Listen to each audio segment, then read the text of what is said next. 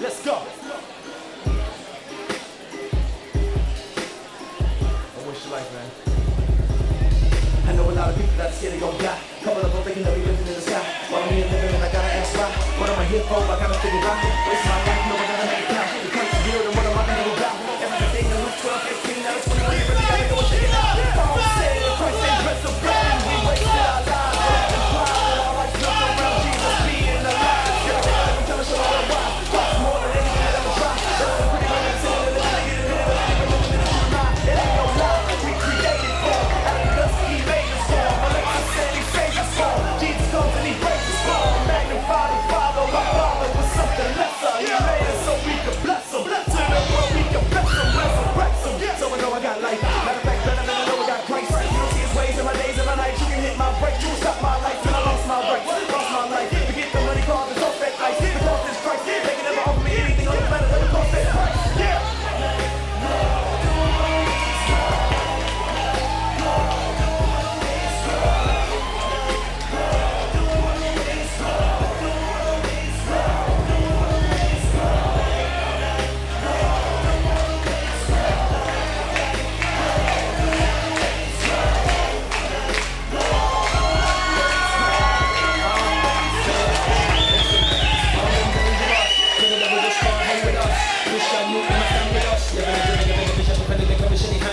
London to Los Angeles, the rap evangelist, my daddy wouldn't abandon us.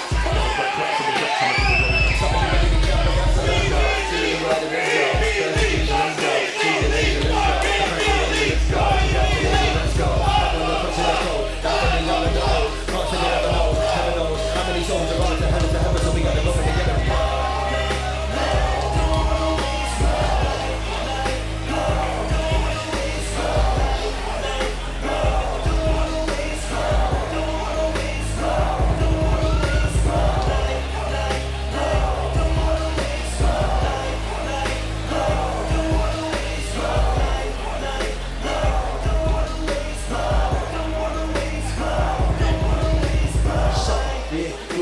You trying to figure out what to do with your life. You make a lot of money, hope you're doing it right. Because the money is God, you better steward it right and stay focused. You ain't got no ride, your life ain't wrapped up in what you drive. The clothes you wear, the job you work. The color you skin, now you're Christian first. People get to living for a job. Get a little money, start living for a car. Get my wife, a house, kids, and a dog. When I'm retired, living high on the home. Guess what, they never really live it all. To live is Christ, and that's Paul. I recall to die is gain, but Christ we give it all. The church you can never find in them all. See your money, your singleness, marriage, talent, your time. They belong to you to show the world that Christ is divine. That's why it's Christ in my rhyme. That's why it's Christ all the time. See, my whole world is built around him. He's the life in my life. I refuse to waste my life. He's too true to chase that ice. Here's my gift of time, cause I'm constantly trying to be used to praise the Christ. If he's truly raised to life, then it's news to change your life. If I just break you, put your faith in a place that proves your days and nights. Yes.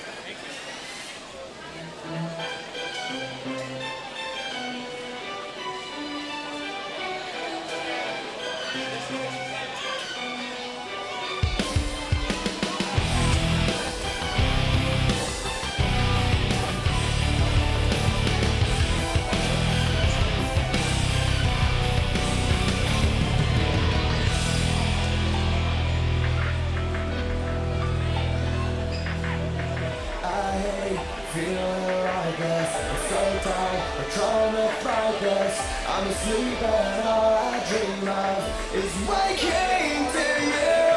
Tell me that you will listen. Your touch is what I'm missing, and the more I hide, I realize I'm slowly losing you. Cold close, I know it, know about it. Overdose,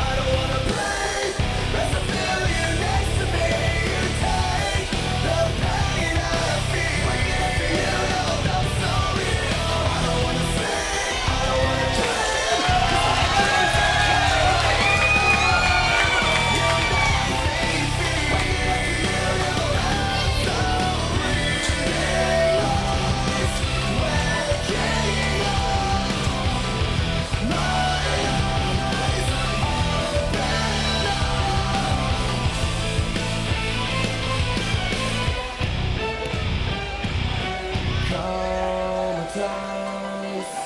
I'll never wake up without an overdose of you. I don't wanna live, I don't wanna breathe. There's a feeling next to me. You take the pain out of me. Forget you left so late. I don't wanna sleep, I don't wanna dream. 'Cause my brain's so happy.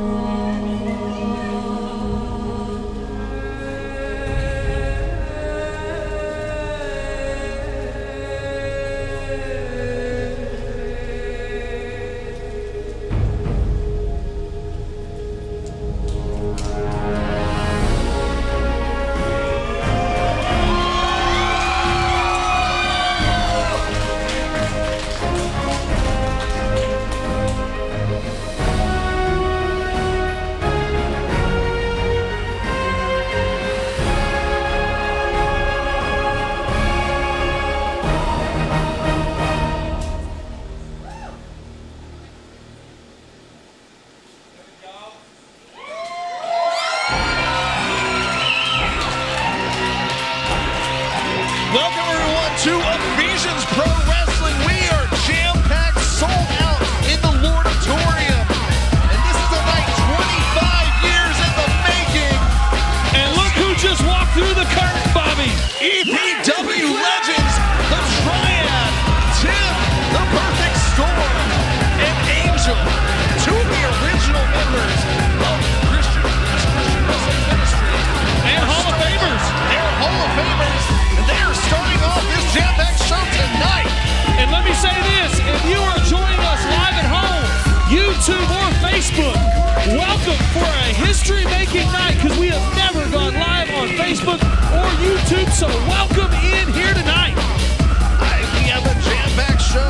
We've got 6 great matches. We've got the EPW title on the line in the main event as the Guardian is going one-on-one with Adam Asher, the Apocalypse, the third member of the Triad. Yes, sir, and we're also making history with the first ever all-women's match with Ember Lynn, Killa Kate, and a female referee all in one. History-making night tonight here, Bobby. We've also got the Texas title and triple threat, but right now, let's give it up for the Triad.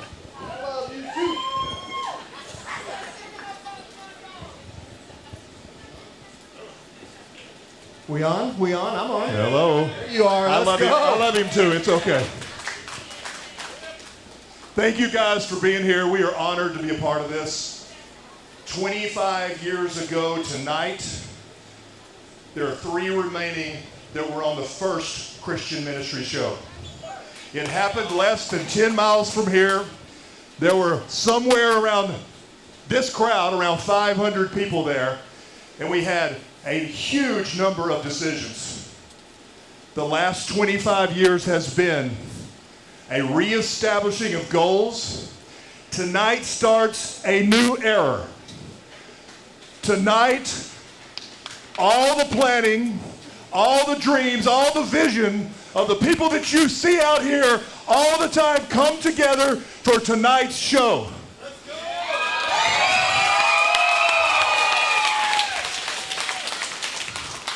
These guys have worked hard. Tonight you're going to see what the future of EPW is going to look like. So if we have never met, my name is Angel, this is Tim Storm. We are, fortunately, guys here on night 1, and we are the guys that throughout the night get to keep you engaged and keep you fired up about what's going on. And we asked to be here. We know that this is a new birth, a rebirth of Christian wrestling ministry of the EPW, and I love this imagery. It's like a relationship with Jesus. What once was dead is given new life and is revived.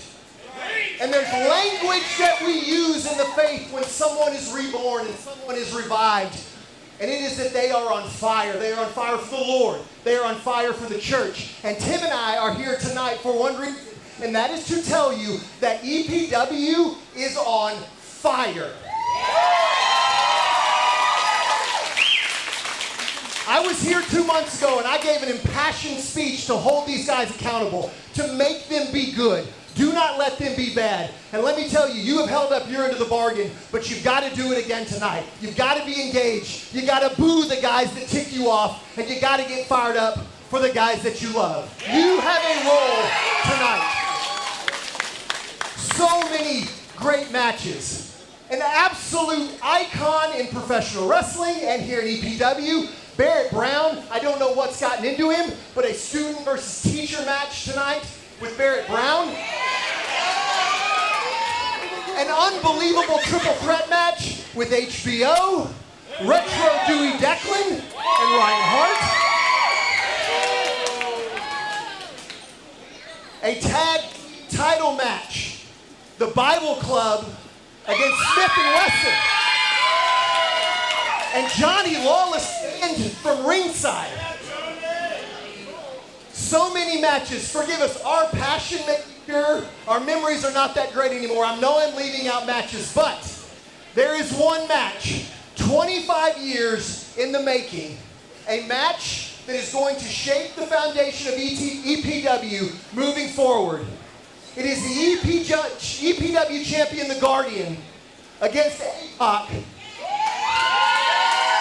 And they may literally tear this place apart. So, it's not just Tim Storm and Angel helping out tonight. It's a legend in her own making who's going to help out. Please welcome to the ring, Miss Anna Lynn! Josh Justice, Angel said a mouthful there. This is a night of change. This is the night of revolution. This is the night where we see that EPW is indeed on fire. Former NWA champion Tim Storm talked about the origins of Christian wrestling. Yep. That was 25 years ago tonight. Yep. And this is just the beginning. Yeah, it's going to be an action-packed night again. Welcome if you're on Facebook. Welcome if you're on YouTube. The energy in this building is absolutely electric. And Bobby, I'll tell you what, I don't think we could have started this show off any better than with the legends, the Triad in the ring. You're absolutely right. And if you're watching on Facebook Live, go ahead and hit that like and share button. Same thing on YouTube. Hit that follow button, subscribe to us. We got a lot more action to show you. We got a video library that you're going to want to check out. First of all, But right now, I love you too. Let's give it up for Anna Lynn. This is amazing. I'm speechless at the moment, which is hard to happen for me, but I am speechless. It is amazing to see so many people in this building, especially for like they touched on, this is a new era and the things that we're doing. I'm so happy that you guys get to be a part of this and see this and witness it. It's such an honor to just be the small part of this. You know, Anna Lynn really inhabited the silver revival theme. absolutely. You guys ready to start the show?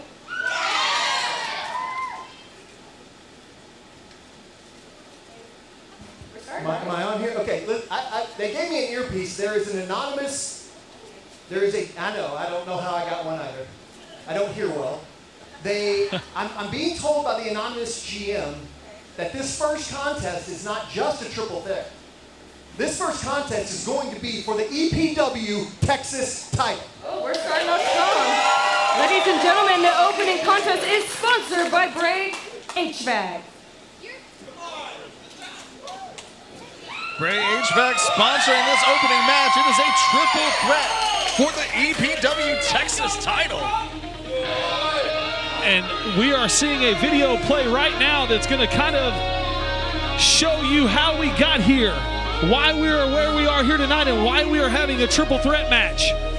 Retro Dewey Declan, HBO, that man we see, Ryan Hart, been embodied in a feud for months and months. Ryan Hart has been a thorn in the side of Retro Dewey Declan and HBO. Yep, and it all comes to a head right here tonight, Bobby. Retro Dewey Declan, the current EPW Texas champion. But here comes the shadow. And as you see there, that was a few weeks ago where Ryan Hart decided to stick his nose where it didn't belong.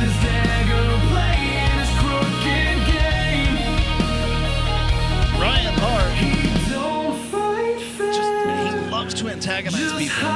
And there was such controversy. It was Ryan Hart, Retro Dewey Declan, and Omega fighting over the Texas title back in December. And now HBO has stepped up the scene. He's really stepped up his game. HBO has been put on a rocket ship. He has such momentum coming into this match. Retro Dewey Declan has had an incredible past year. And he's looking to solidify his legacy tonight. Yeah, he is definitely looking to solidify his legacy. And I know that he is a proud Texas champion. He loves to put that title on the line, but not only put it on the line, he wants to make sure that he does it in a way that honors and glorifies his Lord and Savior and our Lord and Savior, Jesus Christ.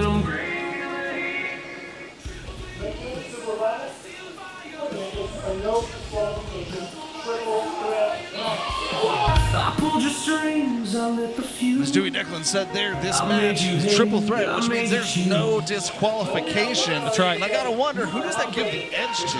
I would think Ryan Hart, with his dastardly tactics, wanting to do anything he can. And you're probably right, Bobby. You know Ryan Hart better than anyone else here in the Auditorium.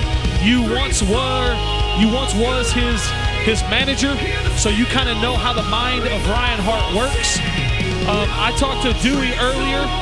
Dewey says that he doesn't regret making this a triple threat because he's been sick and tired of Ryan Hart sticking his nose in his one-on-one matches, and Retro is looking to get even here tonight and walk out of here still the Texas champion. Dewey Declan just wants to get his hands on Ryan Hart. HBO has an opportunity to prove that he lives up to the hype. One of these men is walking out of here, Texas champion. We're about to find out who he is. Yep. And you know, Bobby, what really is going to be interesting, you know, HBO and Retro, they have a mutual respect for each other. Absolutely. So it's going to be interesting to see how that works out throughout this match. And I wonder how quickly that's going to get thrown out the window because only one man can walk out of here, the EPW Texas champion. That's right. I don't know if you notice this, sorry to interrupt. You notice every time Ryan Hart walks out here, he turns around to stare himself in the screen. He can't get enough of himself. Not only is he the president of the Ryan Hart fan club, he's the number one fan. Yeah. I mean, he may be known as the tactician, but he almost idolizes himself in a sense. He's his own legacy. Yeah. He's his own idol. Yeah. And I'll tell you, the Auditorium's really letting me know what they think about him. But you know, Bobby, we can't count out HBO and that bully juice. If he gets a hold of that bully juice, HBO could walk out of here the champion tonight. I don't know what's in that bully juice, but it seems to only work for HBO. Yeah. But HBO has the bully juice. Dewey Declan has the momentum, and I think he's got the fans solidly behind him. Ryan Hart has 19 years of experience. Ryan Hart is one of only two men to be four-quarters champion in Christian wrestling. He's held the heavyweight title, the Texas title, the interdenominational title, and the tag team titles. Yeah. Multiple times for each. Well, and the other thing, Bobby, you know better than anybody, Ryan Hart will do whatever it takes to walk out of here the Texas champion. He'll do whatever, lie, cheat, steal, he doesn't care. He'll do anything to take that coveted title back home tonight. But HBO, the crowd is deafening right now. They're solidly behind HBO. Yeah, he is a Auditorium favorite. And he's got a charisma about him, Bobby. He's just charismatic. Even though we poke fun and laugh at HBO being the hillbilly outlaw and some of the things that he does, these fans, the EPW faithful, they embrace that. Because he's authentic. He knows who he is. He's comfortable in his own skin. And that That energy is infectious. It's contagious. And it looks like HBO has some new ring attire for us tonight, Bobby. He's donning the silver in honor of the Silver Revival. And either he aged horribly or he dyed his hair silver as well. Little from column A, little from column B. Knowing HBO, he probably dyed it silver just for tonight. But here we go, Bobby. Retro Dewey Devlin, our Texas champion. The reigning, defending Texas champion. Your wife's in the house. We better watch out for that jacket here tonight. I need to get security to make sure that she doesn't steal that jacket. And here you have it, man. Retro, also a fan favorite. I have goosebumps, Bobby. I have goosebumps from the energy and the electricity that is in this building here tonight. I thought maybe you spilled bullet juice on me. No, because remember when Retro was here just last month, he told us he tried that bully juice and it is disgusting. He wanted to vomit when he drank it. No one seems to be able to handle the bullet juice except for HBO. HBO is out to get some respect tonight and prove that he lives up to the hype. Yeah. And is he going to need that bully juice? I think I would drink as much of it as possible if I'm HBO to take on both of these men in a no-DQ situation. Something's got to give. Let's give it up for Amber Lee. Ladies and gentlemen, the following opening contest is scheduled for fall. It is a triple threat match for the EPW Texas Championship. Introducing first, hailing from Amarillo, Texas, weighing in at 215 pounds. He is the tactician, Ryan Hart.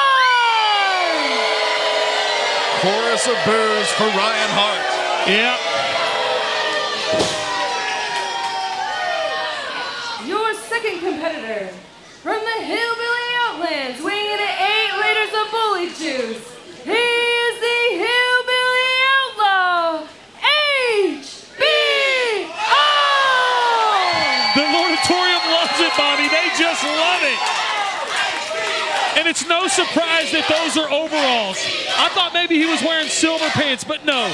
The Hillbilly Outlaw only daunts the Your overalls. final competitor, straight out of the 80s, weighing in at 230 pounds. He is your reigning and defending EPW Texas champion, Retro Dewey Declan! The champ is here in the Lordatorium. He is Retro Dewey Declan. A little bit of an airplane spin there during his intro. I think he was just trying to show off that jacket, Bobby. I can't blame him. That is an awesome jacket. No pun here, but I was talking to Retro in the back earlier tonight, Bobby. And he told me that the only thing he has set on his mind here tonight is he wants to cement his own legacy in EPW here tonight. That's the only thing that can be on his mind if he stands a chance. And there is the opening bell. This match is officially underway. All three men sizing each other up. Jaw-jacking by Ryan Hart. No surprise there. You know, Bobby, you're usually the one spitting out facts, but I got a fact for you.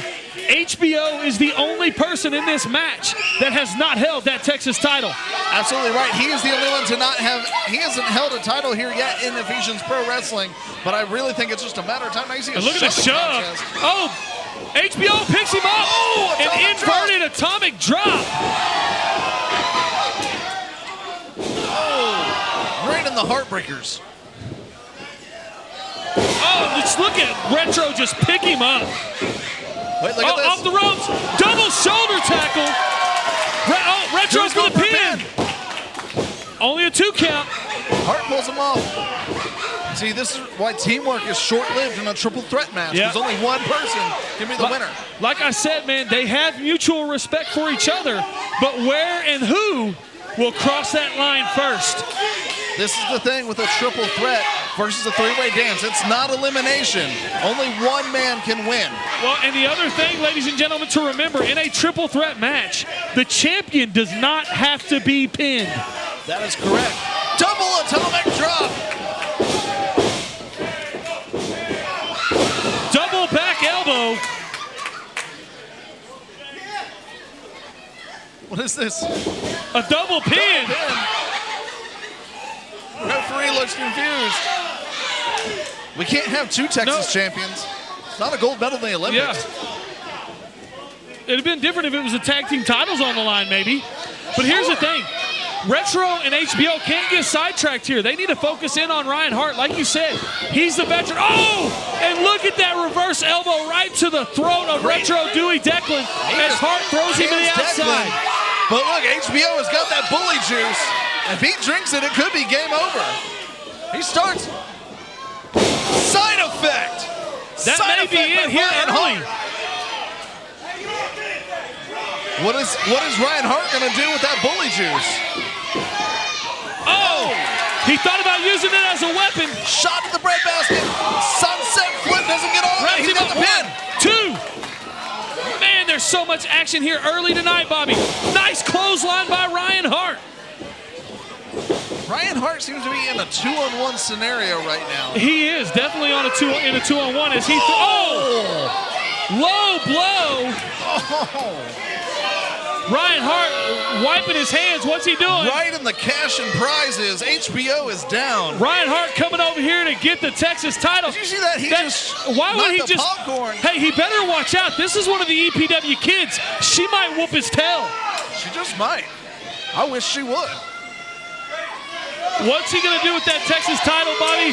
Probably clock somebody with it if he's smart. He's got a demented. Oh, nice. Drop toe. Oh, and Ryan Hart hit his head on that Texas title, Bobby.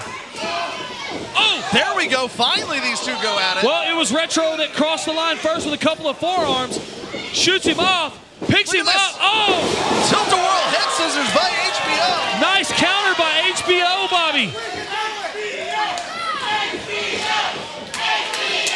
HBO chance starts. Big clothesline in the corner. Off the ropes. Oh, and a big back elbow.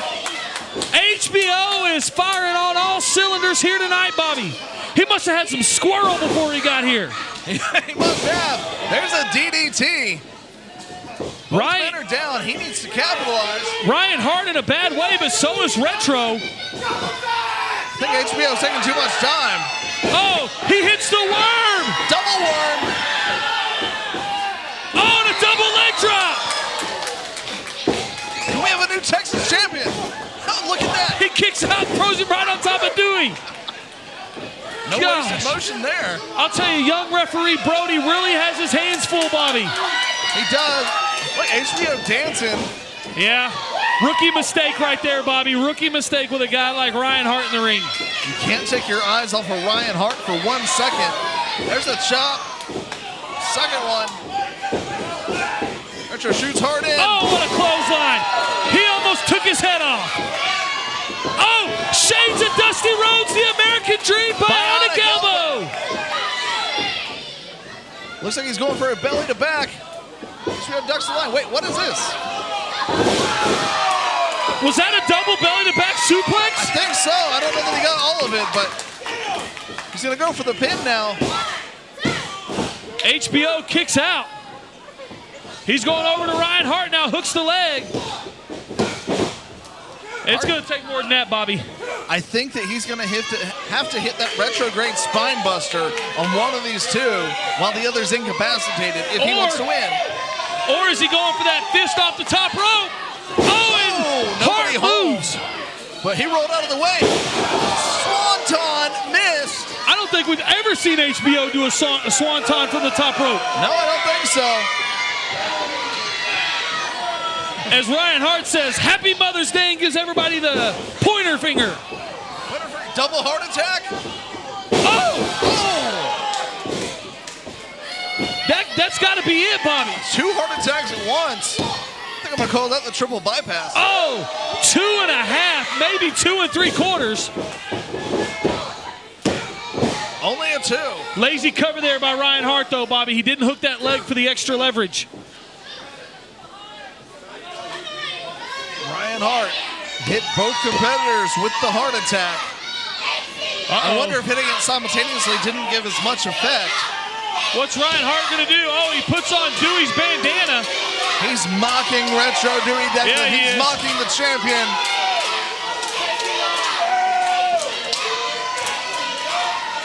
As he is now giving shades of the Macho Man Randy Savage.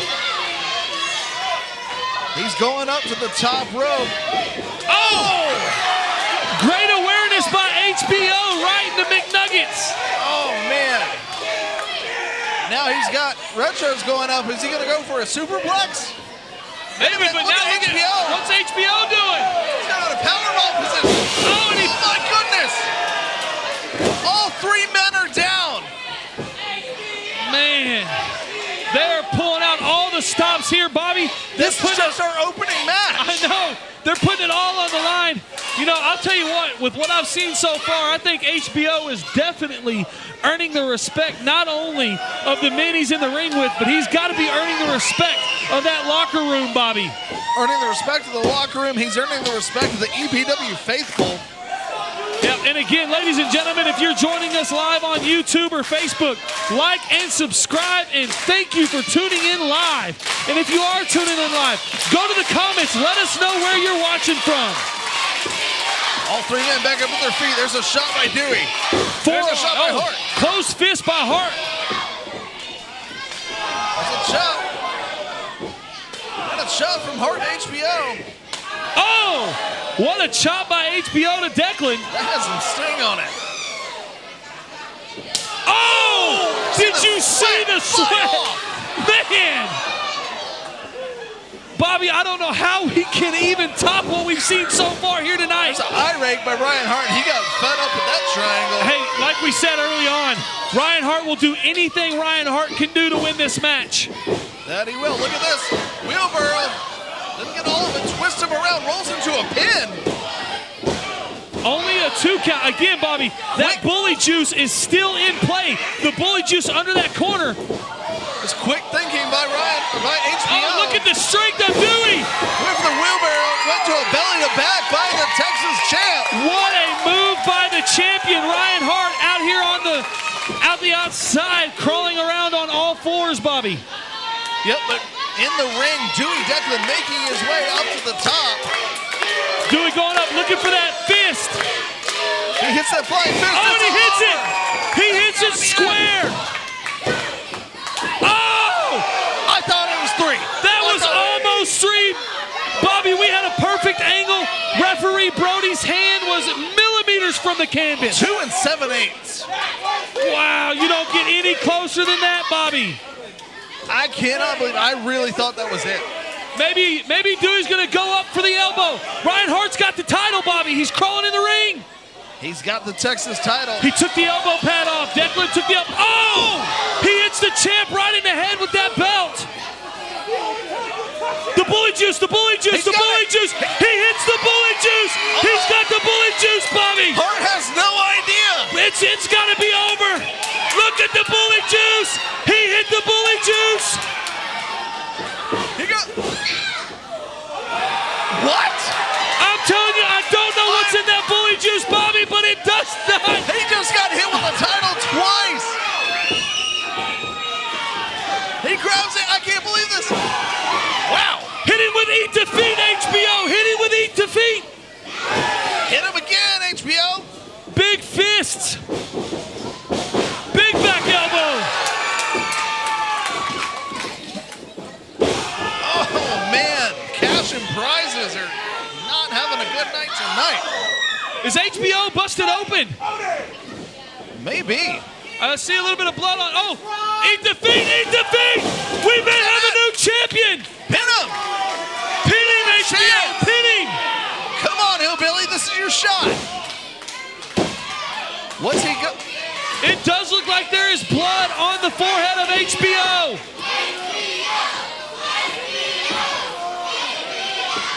Oh! Nice. Stinger death drop. He hooks the leg. 1, 2, 3. We have a new champion.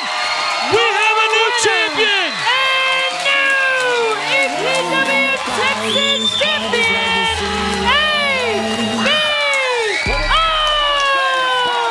HBO proved to any doubters, any naysayers, knows that he is the real deal. And now he is the reigning EPW Texas champion. I'll tell you, he said he wanted to earn respect, Bobby. He earned that respect tonight by acquiring that title. He absolutely did. The crowd is going nuts. And I'll tell you, And now he's got the worm going again. that bully juice is insanely, I don't know what's in it, Bobby.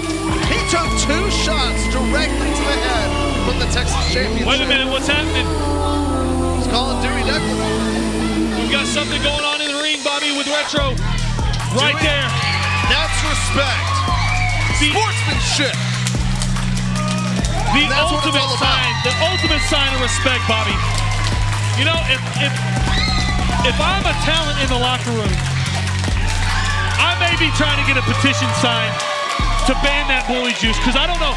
I've never seen anyone take 2 shots to the head with a title. He got busted open taking the shot to the head, and it didn't faze him, Bobby.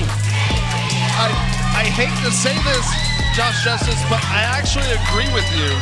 And if I was still managing, I would be petitioning to get that banned. I know you would be, That's probably Bobby. the smartest thing you've ever said. And again, I don't know how we capitalize on what we just saw. That's just our first match. We forgot the tag title.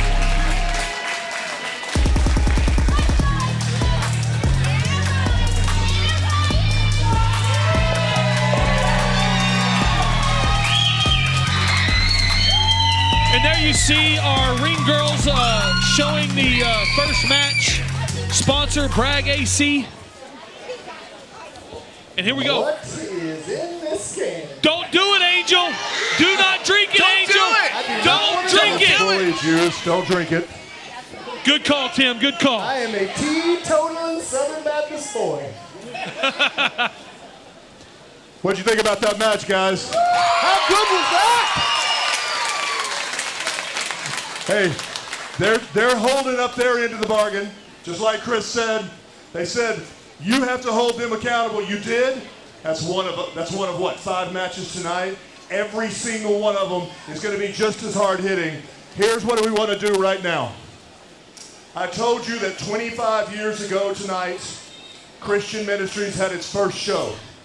25 years ago tonight, I wrestled Chris's brother, the original Angel. I wrestled Jay.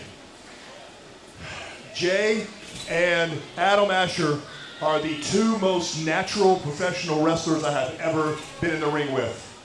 Both of them, from the day they started, could absolutely go. So tonight, we want to induct into the EPW Hall of Fame one of the originals, and just so I'm not false advertising, he is not here tonight. Okay, so don't think he's going to come through the curtain. But he He'll be looks exactly like me. So He really does. you know what you're getting. He actually, could you come over here and stand? And I can tell my Jay, I want to congratulate you. No, in all seriousness, well deserved. He's gone on and has 42 kids, right? It's close. And is a baseball coach. Their playoffs are happening right now. That's where he's at. So on behalf of EPW, on behalf of everybody who is here tonight, we induct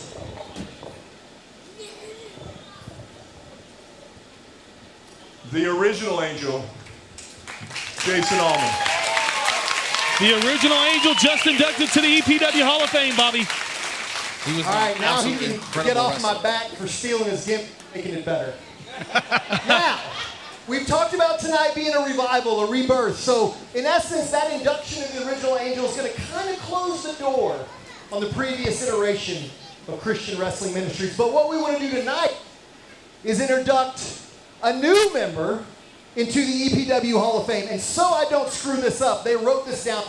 So I'm just going to read this for you guys. This man and his family came to EPW 15 years ago from Tulane, a tiny town in West Texas, with a passion for theatrics, a love of wrestling, and an unwavering faith in Jesus Christ. Before becoming an untitled cornerstone of ministry, proud to play a lead role in the musical Big Al in the 12th Street Gang. His time spent serving here in Providence has been as a referee, even becoming senior referee at one point before retiring. However, we are so thankful that retirement at last year's May event did not keep him away long. He's the only referee we have to be photographed in a rare, whimsical occasion with a very young Brixton Shaw, as well as more recently to have given his own finishing move in the center of the ring. His wife, as we all help refer to as Honey, and his children have been incredibly supportive, even serving alongside him during his time here. He's actively involved in his church where he served as an elder and is a true man of God at all times. We look to him as not only a mentor, but a moral compass and a man of biblical wisdom applied in real life every day. There is so much more that could be written and could be said about this man, our brother, but if you've heard him share his testimony before, you'll never forget how he, quote, once killed a man. It is Tim and I's privilege and our honor to recognize the first ever EPW Hall of Fame referee. Put your hands together for Terry Hoss Blocker. Hoss Blocker is a man that I truly respect. He's one of the pillars here at Innovations Pro Wrestling.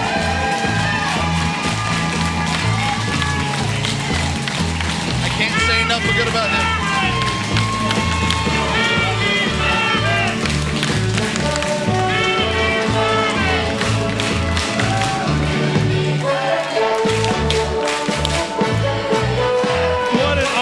And Hoss did not know anything about this. He's completely caught off guard and by surprise, but well deserved, Bobby. Hoss is one of the most humble men I know, and this is a legitimate surprise. He had no idea this was happening. No. The raw emotion that you saw as he came to the ring. Yeah. That is genuine. He is absolutely deserving of this honor. Well deserved, Hoss. The first ever EPW referee inducted into the EPW Hall of Fame. He's been a mentor. He's been a friend. A spiritual leader. A father figure. Test. Absolutely. Wow. I did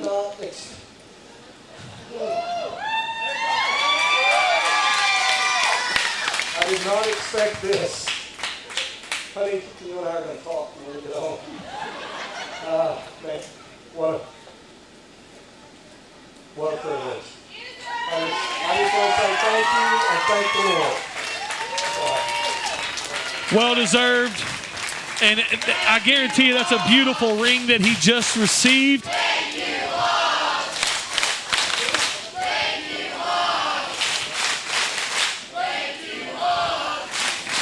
Hoss and Honey have been so instrumental to this ministry. They have. They do a lot in the background that nobody sees. They do. He's here in rest matches, but there's so much more that him and his wife Honey bring to this ministry. Yeah. And we are extremely About this, thankful we get to that they see do. the Hall of Famer in action right now. I am super fired up about the next match. Anna Lynn, come on up here and tell us what is next. These two guys, in my opinion, are two of the most underrated dudes in all of wrestling, period, but especially in the state. I've been in the ring with both of them. There's a reason I'm standing here holding a microphone right now. I'm not fighting them tonight. You know, he's not wrong. This next match right here, Bobby, Ladies and gentlemen, could steal the show. contest is sponsored by NTT Law's offices of Bailey Michelle and Mark Thorne Thompson. Absolutely. This match between Brixton Shaw and Bam Bam Malone could very well steal the show. And speaking of stealing, Brixton Shaw has an opportunity at his will to steal the EPW Championship because he is the current Case for Christ holder. Yeah. And that, Josh Justice, is the entire reason for this match because Bam Bam Malone, a former Case for Christ holder, that ain't no flying sauce, sir. I'm sure the website worldwide had how to wait too long. Yeah. It was already very confident and arrogant, but it's taken to a whole new level right now. And it's almost become, like in Lord of the Rings with Smeagol and the Precious. Yeah. He's only up and he's idolizing this Case for Christ. Using it to top I mean, to manipulate situations. just look at the case. As we mentioned earlier, he completely obliterated that case at the Holy Rumble.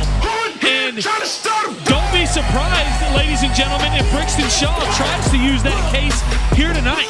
But what is even more shocking is to have a man like Bam Bam Malone, who we have seen do some pretty twisted, evil, and demented stuff be the one to try to come out here and set Brixton Shaw straight? It's still an adjustment to see Bam Bam be on the right side of morality. He's been this for years. He was so arrogant and cocky and just all about Bam Bam. Yeah. And he's seen the error of his ways, and he sees a former friend going down the same path. Yeah. And is hoping to not only win the case for Christ here tonight, but to get his friend back that basically knocks some sense into Brixton Shaw, for lack of a better term. You know, but here's the other thing, Bobby. You made the reference to like Lord of the Rings and the case being like a Smeagol or like that ring. You know, we have seen this case corrupt both of these men that are in this ring right now. Because it was a year ago that case corrupted Bam Bam alone. Absolutely, it was. And that's the thing. This whole ministry is about faith. And there's times where when you've been in a dark place and God delivers you from it, then it's your Ladies and gentlemen, duty. the following contest is scheduled for one fall. And it is for the case for Christ. Introducing first your challenger. Gold Girls in Glory, Bam Bam Malone! And he is definitely seeming to be a favorite in this match here tonight, Bobby. And his opponent, he is the current carrier of the case for Christ, the corrupted ultra ego, Brixton Shaw! As Anna Lynn said, the corrupted alter ego. And as I was saying, when you've been in a bad spot and God's delivered you, you have a spiritual duty and obligation to help those who have been in the bad spot that you were in and to share what God can do. And I think that's what Bam Bam is trying to do here tonight. And as you hear the fans chanting, "You can't wrestle," Brixton Shaw trying to plug his ears. But you know, Bobby, these two are not strangers to each other. They once were friends, very close friends. They went up and down the road together. You know, as Angel mentioned earlier, Brixton Shaw and Bam Bam Malone may be the best kept secret in the state of Texas in independent wrestling. Absolutely right. And the crowd was chanting, "You can't wrestle," but honestly, Brixton is one of the best wrestlers that I've seen. He's one of the best wrestlers on this roster, and so is Bam Bam. I'd say they're two of the best wrestlers in the state, but Brixton Shaw, he's incredibly strong. He's deceptively agile. And deceptively fast. Yes, and he is an incredible tactician. He's forgotten more moves than most wrestlers know. Beautiful shoulder tackle there by Bam Bam. And I'm going to say this, Bam Bam Malone looks like he may be in the best shape of his life, Bobby. Oh, he absolutely is. You know, Brixton's got his work cut out for him with Bam Bam in that ring. And no better than the Hall of Famer Hoss Blocker to be in there calling this match. You know what I see that's different from the old Bam Bam versus the new? Old Bam Bam was very cocky and arrogant. Yep. The new Bam Bam is confident, but he's at peace with it. Like, he knows who he is. He knows he doesn't have to prove himself. He's just confident in his abilities. Yeah. But it's come back. He's gotten away from that line of arrogance, and he knows who he is. He knows his identity. Yeah. And he's relaxed. He's giving his all, but he's relaxed in that moment in the ring right now. Yeah, and I'm going to tell you, Brixton Shaw. Oh, Team what a arm drag. Shades of Ricky arm Steamboat drag. there. Oh, goes for the clothesline, drop kick, but misses. They know each other so well. They've been up and down the roads together. They've trained together. And now you got Bam Bam holding his ribs. Brixton with a big boot to the midsection.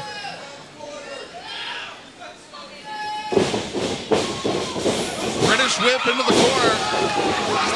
Oh, and he's going for that arm drag, and he misses again. He's been studying. He knows Bam Bam's go-to moves. He didn't miss that one. Beautiful textbook drop kick. Beautiful arm drag by Bam Bam Malone. Scoops him up and slams him in the middle of the ring. Here we go. First count. Only a 2. Gets him in an arm bar. You know, I was talking to Brixton earlier tonight, Bobby, and he told me that Bam Bam is no match for him. That no one on our roster is a match for him. He looked me dead in my eyes tonight, Bobby, and he told me he will be the next EPW champion. Look at him pulling the hair, getting Bam Bam back to the corner, and I believe that Brixton believes it. Pulling those luscious gold locks of Bam Bam alone. But if we're honest, you'd be hard-pressed to prove him wrong. You're absolutely right, Bobby. He is one of the best. Man, he sent him in with authority. Yeah, he did, and that pad is just barely protecting that steel turnbuckle. Oh! Bam Bam countered the counter there. Oh! Shot to the breadbasket. Head bounces off that top turnbuckle. Big forearm. Bam Bam signaling he's going to hit that. Tope over. Yep. Perfectly hit, perfectly placed. 1, 2. Only a 2 count. It's going to take more than that to beat a guy like Brixton Shaw, Bobby. Brixton Shaw's going to do whatever he needs to keep that case for Christ. Because remember, that case guarantees you a shot at the EPW Championship whenever you want. Whenever and wherever. Absolutely. And look at Brixton begging for Bam Bam to please let up a little bit. Please don't come after me, Bam Bam. Oh, and look at that. And that little bit of delay is all he needed to catch his breath. And now he goes.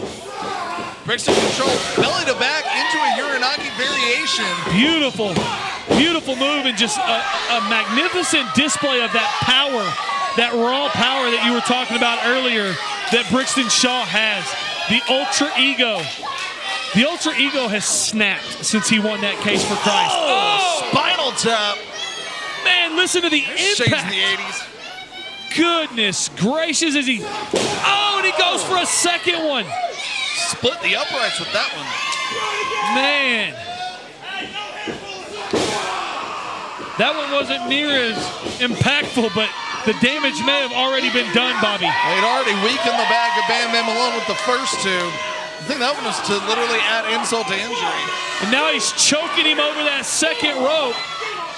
He goes to about 4 7/8 before he finally backs off, and now he's in the face of Hall of Fame referee Hoss Blocker. Brixton knows the rules. He knows how to stretch them to his advantage. Bam Bam's pretty much upside down in the corner now, being choked on the bottom rope.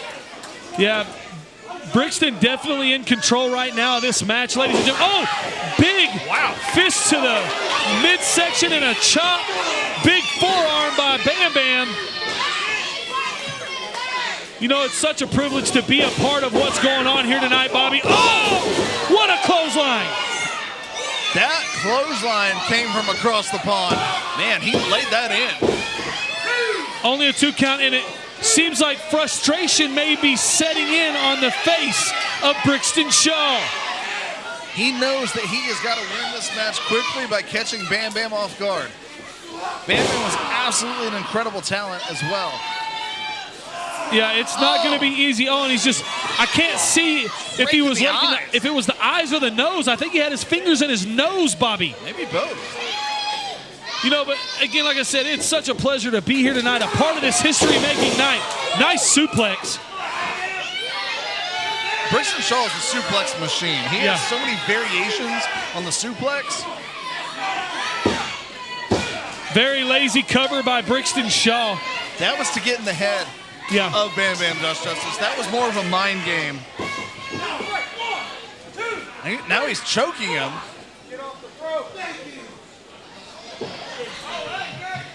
Man, I'm telling you, Brixton Shaw really has snapped since he's won that case, ladies and gentlemen. He used to be a fan favorite. Nice elbow to the midsection. Big forearm. Oh, and a super kick to the midsection. Oh, and a knee to the side of the head. How is Bam Bam still, well, not standing, but how is he not laid out after that? I don't know how he's not asleep right now. Nice arm drag into, just slamming the wrist of Bam Bam down into the mat. Yeah, and I think his face may have bounced off the mat as well, Bobby. Almost like he almost made him face plant on the apron. He's holding his mouth there. As now Brixton is going at it, jaw jabbing with a fan in the front row. Oh, and a big boot to the side of the head. finally gets him in a sleeper hold. But you know, Bobby, it's such an honor to be here and be a part and to have the lovely Anna Lynn in the house and then the ladies that we're going to see later on tonight. This is just a history-making night. It is. This is a night 25 years in the making.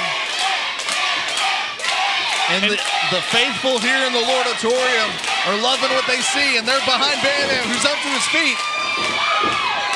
Oh, now, breaks free, hits a forearm. There's the second one. Irish whip. Brixton catches the ropes. That's 3 times that Bam Bam alone has gone for a move, and Brixton Shaw has put on the brakes. Brixton is a student of the sport. He watches footage constantly, and that's why he is as good as he is. Well, and like we said, Bobby, they used to be friends. And you know, Bam Bam told me tonight, he said, he didn't make this challenge because he wanted that case. He made this challenge because he wanted to get through to a, oh, and look at that, listen to the impact of that chop. He told me that he wanted to bring back the Brixton Shaw, the friend that he once knew before he won that case. Oh, and now Bam Bam outsmarts Brixton. Brixton's out on the outside. Grabs him. Oh, he slaps him right in the face, Bobby. Slapped the taste out of his mouth with that one. You know, a part of me hopes that referee Haas Blocker lets this go on outside just a little bit. Super kick to the midsection. Big forearm across the back. Haas Blocker is here to enforce the rules, but he also knows that the EPW faithful deserve to see a real winner. I'm telling you, Bobby, Bam Bam Malone very intelligently slides in and starts over that 10 count. Brixton doesn't know where he's at. They're right out in front of us. Oh, no! Oh, my goodness. Bam Bam's hand could be broken. Yeah, he may have just broke his hand as he went to chop Brixton Shaw. Brixton Shaw moves, and he hit that corner post as hard as you could. Now, it looks like Brixton's trying to suplex him on the outside. Nice counter by Bam Bam. Bam Bam fighting because he knows that could end this match. Oh, and he rams that back into the edge of that apron where there's a steel bar there, ladies and gentlemen, that Bam Bam's back just bounced off of. Bam Bam is hurt. He is down, and he might be rethinking issuing this challenge to Brixton Shaw after that. He might be, Bobby, but like I said, his goal was not to win the case. His goal was to try to get through to an old friend and bring that old friend back. Man, the excitement here, ladies and gentlemen. If you are joining us live on YouTube, live on Facebook, we thank you for tuning in live. Make sure you go to the comments. Tell us where you're watching from. But can you feel the electricity and power right now? Bam Bam slides in at 8. Brixton capitalizes with a pin. And only a 2 count. I thought Bam Bam had just enough energy to get in the ring. He's breaking up the pin. He's hurting. Each time that he has to kick out of a pin, he's having to push 245 pounds off of his chest. It's exhausting. T-bone! T-bone suplex! What a move by Brixton Shaw. 1, 2, 3. Oh! Man, I thought that was 3. You can't get any closer than that. Wow. I mean, we have fans standing in their chairs because they're so excited about what's going on here tonight. Brixton is losing his mind. Yelling at Haas. He was confident that was 3 as well. You know, Bobby. Now he's driving the knee into the back of Bam Bam and pulling on the chin. And I was about to tell you, Bobby, Bam Bam's back has taken a lot of punishment here tonight, a lot of damage here tonight. I don't know how much left and how much Bam Bam has left in the tank. Jawbreaker! Jawbreaker! Tune up the music. Tune up the band, Bam Bam. Give him that super kick. Oh! Man, did you hear the impact of that elbow? You could hear his elbow bang off of his skull right there. Big boot to the head. I'll tell you what, man, these guys are leaving it out on the line here tonight. Again, right to the ribs and midsection of Bam Bam, and big forearms to the head. British whip there. Bam Bam counters. Oh! That could be it, Bobby. 1, 2. is it going to take to put either of these men down? I'm not sure, but I'll tell you what. If you wanted to see them leave it all out on the line and leave it in the middle of that squared circle, that's exactly what they're doing, Bobby. They are giving it their all. Brixton Shaw rolls to the outside, trying to catch his breath. That's a catch-22, though, Josh Justice, because while you're getting your breath, so is your opponent. That's true. That is very, very true, Bobby. Of course it is. I know things. And here's what Bam Bam's got to stop doing. He's got to stop trying to walk and get out of the ring because he's breaking that 10 count every time he does, Bobby. Oh, he tried to hit him with a chair. Bam Bam catches it. I got to know if Brixton's brave enough and or stupid enough to get in the ring when Bam Bam's got a chair. Wait. Haas grabs the chair. He doesn't want to let him do it. Wait, Brixton's got that case for Christ. Yeah, Brixton's got the case. Brixton's got the case. Bam Bam has no idea. Oh, listen to the impact of the case.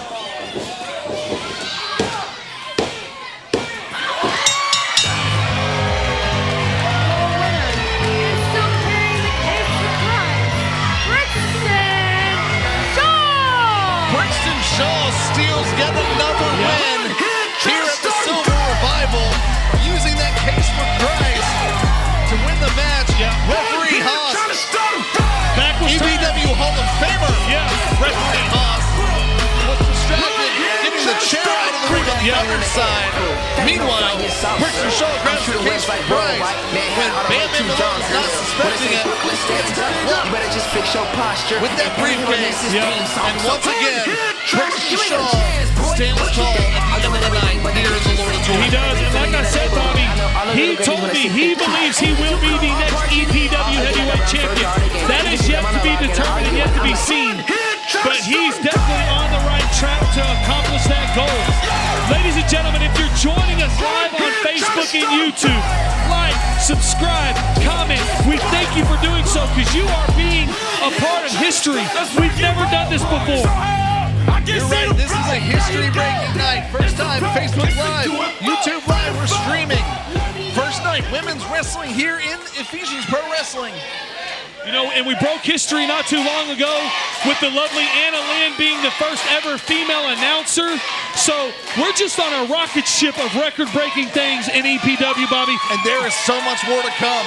This is just the first 25 years. Yeah. What's going to happen in the next 25 years? Time will only tell, Bobby, but I'll tell you what, we're only 2 matches in out of 6 matches. There's still 4 huge matches left. Absolutely. We got the tag titles on the line. We got the women's match. And, of course, in the main event, the EPW Championship. How good are those 2 guys? 2 guys are unbelievable. Hang on. Okay. Another message from I'm sorry, Anna Lynn. I know you were ready to move on to the Bible Club tag. Apparently, we're getting a special treat tonight, a very live edition of The Corner. Put your hands together for the captain. Captain's Corner. Captain's Corner. A staple here at the Lordatorium. You know what I don't understand, Bobby? I know that Angel is royalty, but why can't the lovely Anna Lynn get an earpiece so she knows what's going on? Oh, maybe next time. Even Captain's embracing the Silver Revival theme. Sparkly. Oh yeah, 25 years right here at the Lordatorium. It is a big night. Hopefully everyone's are y'all having a good time? That more and more sounded like a time. Are you guys having a good time out here tonight? That is more like it. 25 years. Half of you people weren't even born 25 years ago. But that's all right. I tell you what, I've been blessed and humbled to be part of this ministry for almost 17 years, and it never ceases to fail. The things that happen inside the Lordatorium are always amazing because you know what? The Lord is always here. Absolutely. All right, you know, we're all fancy tonight, and I'm all sparkly. But I tell you what, because we're fancy, we probably have a concierge, don't we? Well, I'm going to have the concierge distribute pillows for everybody.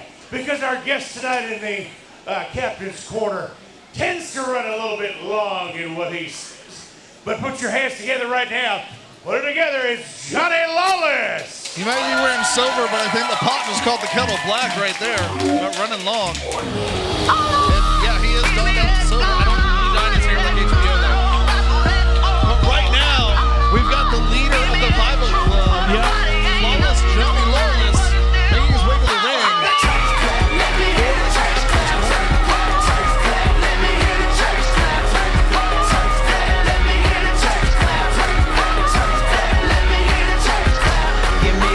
Church mother in a church hat clap. Man, that sugar gave her color purple coming back clap. If there's one thing that Johnny Lawless knows how to do, he knows how to get the EPW faithful fired up and engaged, that's for sure. That he does. Yeah, some of the EPW faithful joining in that church black dance. Johnny Lawless hugging a fan there on the front row. Josh, it's okay for the fans to dance to them. I am going to need you to sit down. I'm not standing up for the church cup. I might pull a muscle. I'm fat and out of shape. You know, it'll be interesting to see what Johnny Lawless has to say about being banned from ringside here tonight in that tag team title match later on. That is true. One of the conditions for this match is that he is going to be banned from ringside. We saw that happen the last show. That was you were doing right there. I'm done when they're done, baby. Yeah, they call me weird for wearing sparkles. Okay, well, let's get right down to brass tacks and bare facts. You know, a lot of you do look like a disco ball. Hey, that's my side hustle. You leave that out of it. But I tell you what, you've been along a auspicious, well, sort of auspicious career here in the EPW. You know, one of which was, in case you forgot, you were my last win in the ring. That's what I really like. But how do you really feel? How do you really feel about being banned from bell to bell for the Bible Club match tonight? Bell to bell. You peek your head out. It's over!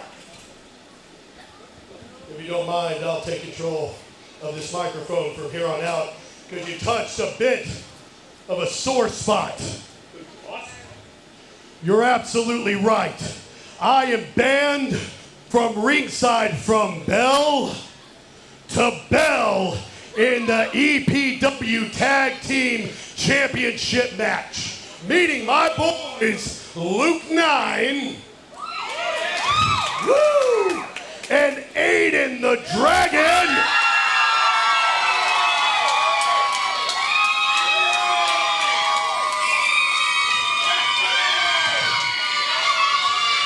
I guess there's some Aiden the Dragon fans here, Bobby. Their own against Smith and Wesson, a tag team. That's right. A tag team named after one of the most famous guns of all time. But my Bible tells me no weapon formed against me will prosper. So I tell you this, God is my witness tonight, whether I'm ringside or not. History will be made here in this very ring before your very eyes, because those who have held the Bible Club down will be held accountable. Those who have held the Bible Club back will be brought to their knees. Wow. And that is not a prediction. That is not a promise. That is a prophecy. Well, you heard it there. Now he's prophetic, all. But you know what? He's going to scamper back to the back. But I think we can get going a little further right now, because he's definitely not the captain, but I'm the captain. You're not. Captain Al. Strong words from Johnny Lawless during the Captain's Corner. Let's take a look at this video package about how it all started. Clearly, you're wanting to pick a fight tonight, but see, you haven't learned that you don't pick a fight when you're all alone. Are you telling me you're not man enough to face me one-on-one? race point of view. And if I beat you, then we get the chance of the titles at the Silver Revival show. Oh, I like the Von Graham. Sounds like a challenge. Can you let Colt talk for a second? Oh, little man.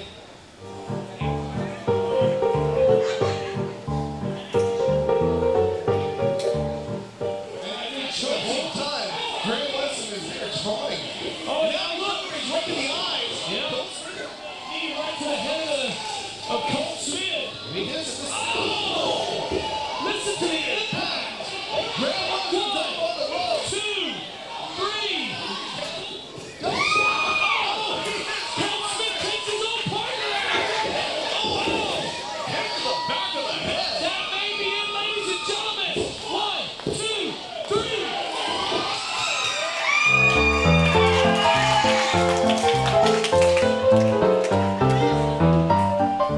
And right now, I want to call out Graham Weston to come out here and face me one-on-one, because last time he got involved in my match, and I want to get the mental about going into our tag team match. So come out.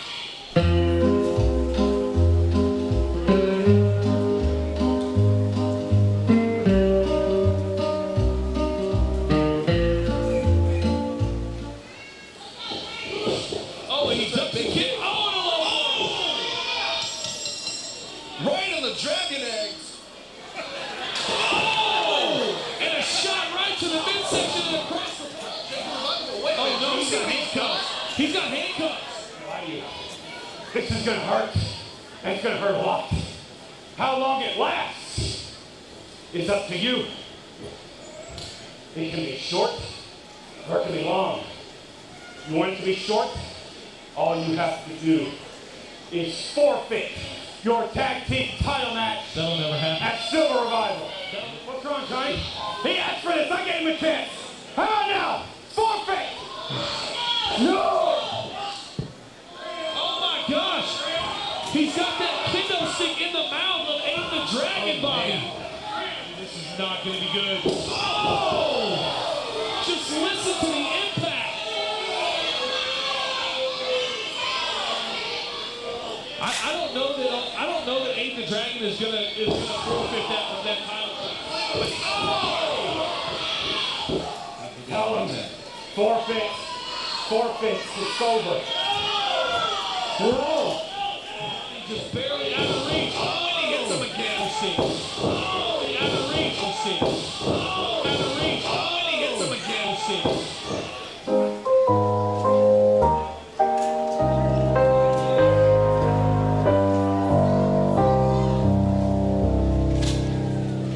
And that is the ultimate question. Josh Justice, how will it On end? the Move Physical Therapy and Wellness. You are right, Bobby. How will it end? Why is Johnny running the ropes? He's not in this match. He's banned from ringside. He has a lot of pent-up energy, and that's all he can do right now. I mean, is run the ropes. he was handcuffed to that outside corner post at the last show and took a couple of those shots by that kendo stick. But here it is, the Apostle Luke 9 and Abe the Dragon, and they are fired up and ready, Bobby. Luke 9 back, recovering from several injuries. He's been gone for quite a while. Abe the Dragon essentially has been fighting this battle himself. Johnny Lawless was battling some nagging injuries as well. Abe the Dragon fought tooth and nail to get this title match. And then he took a vicious beating in the last show. And I gotta think he's ready for some vengeance as well. With Smith and Wesson without a plan this entire time. And they politic to get Johnny Lawless banned from ringside. Well, if you remember, originally it was going to be Johnny Lawless and Abe the Dragon. And then they threw a fit and ended up saying, no, Johnny Lawless can't be involved. Because he was originally going to be in the match and they replaced him with Luke 9. You're right. They were hoping that Luke 9 would still be injured, but Luke 9 has been valiantly fighting to get back in the ring. He's been spending hours and hours in physical therapy to recover, and he's been medically cleared for this match here tonight. I gotta wonder if he's 100% though. He's enough to get cleared, but it's been a while. That's right. He's been in the ring. Abe the Dragon, on the other hand, has been absolutely on fire. Yeah. And this kid, I'm telling you, Bobby, he is on I've said it about a couple of other guys, but this young man is definitely on a rocket ship. He's one of the most athletic, quick, agile guys that we have on the EPW roster. And there you hear that music by Smith & Wesson, your reigning and defending EPW Tag Team Champions. He is, Aiden the Dragon is the future of EPW. But right now, Smith & Wesson are the present. They are the current reigning and defending EPW Tag Team Champions. And the crowd can boo all they want, but the fact of the matter is, Graham Wesson and Colt Smith are the champions, and they have no intention of that changing here tonight at the Silver Revival. No, they don't. And you know what, Bobby?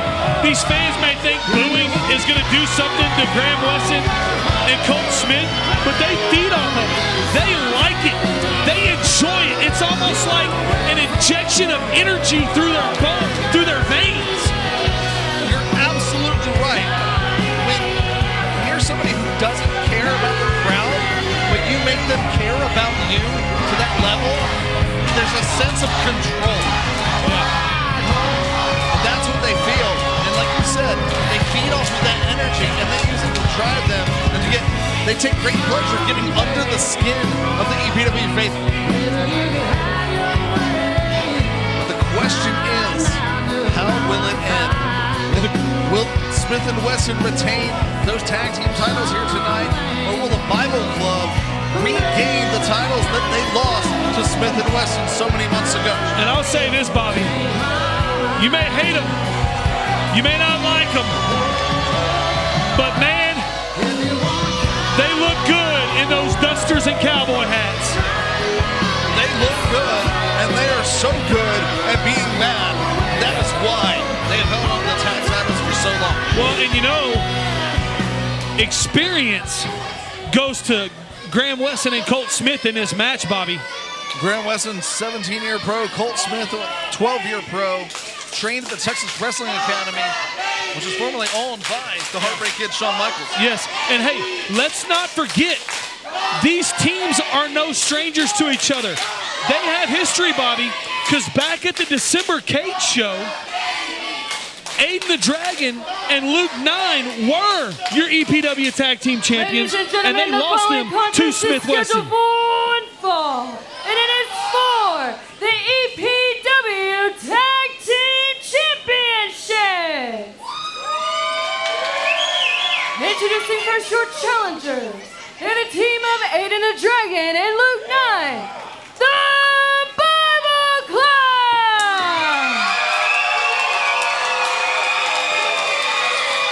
And there you hear it, they are definitely the favorites in the Lordatorium.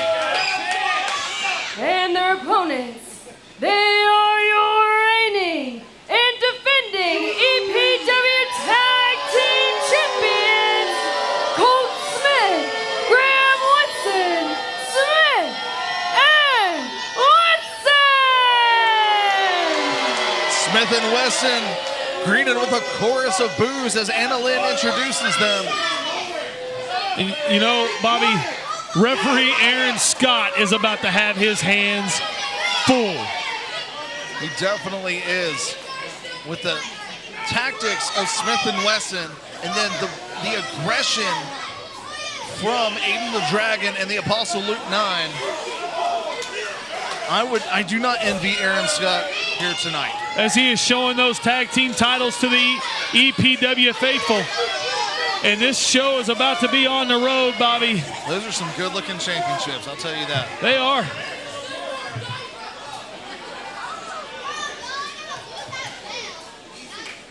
Referee telling both teams only one man in the ring, and it looks like it's going to be Aiden the Dragon and Graham Wesson to start us off.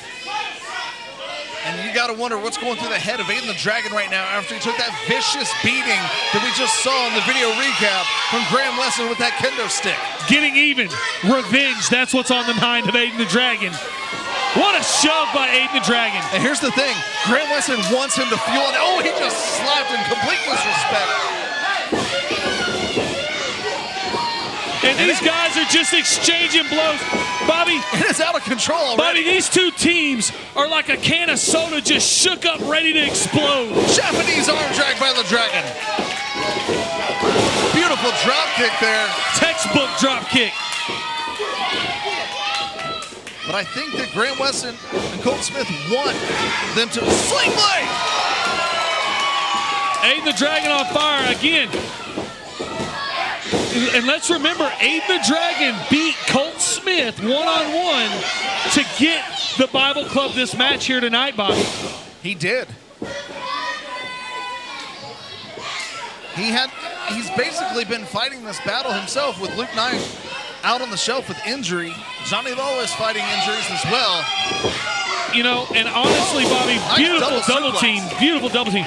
Bobby, I'm honestly shocked that Aiden the Dragon is even here tonight after that beating, that brutal beating that he took at the hands of Graham Wesson just a few weeks ago. Ducks the clothesline. Nice lariat there. I am not surprised because I know the grit, the determination that is in Aiden the Dragon. And that, besides his incredible athletic ability, is the reason I say he's the future VPW wrestler. Only a 2 count there. I can't believe, like, that was an incredible pin. It's just, it's going to take a lot more to beat Colt Smith. Again, you know, the team of Smith and Wesson, they have the upper hand. They've known each other longer. Great tag. They've known each other longer, and they're veterans here in the ring. You see the martial arts background, that Muay Thai background by Aiden the Dragon coming into play here. He takes the legs out of Colt Smith. But Colt and Graham have to rely on their size and their experience to go against the speed of the energy of the Bible Club. Yeah, and Aiden the Dragon speed. That was a nice double underhook suplex of types that Colt Smith performed there. Nice little snapmare. Snapmare. Kick to the spine. And just grabs him by the hair and goes for the tag to Graham Wesson. You know, Bobby, I was going to say, not a surprise that Colt Smith went after the back after the shots. Oh, nice toe drag. Nice leg drop. The tag team champions are in control right now after the punishment that Aiden the Dragon's back took by the works of that kendo stick just last month. Absolutely take advantage of the weakened spots.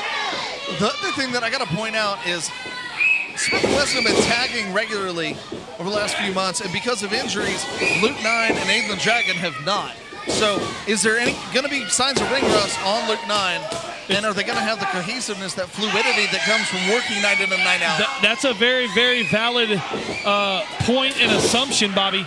You know, I was talking to Graham Wesson earlier tonight, and he told me that he was going to guarantee that this may be the last time that the Bible Club may be able to go after the gold that Smith and Wesson currently hold.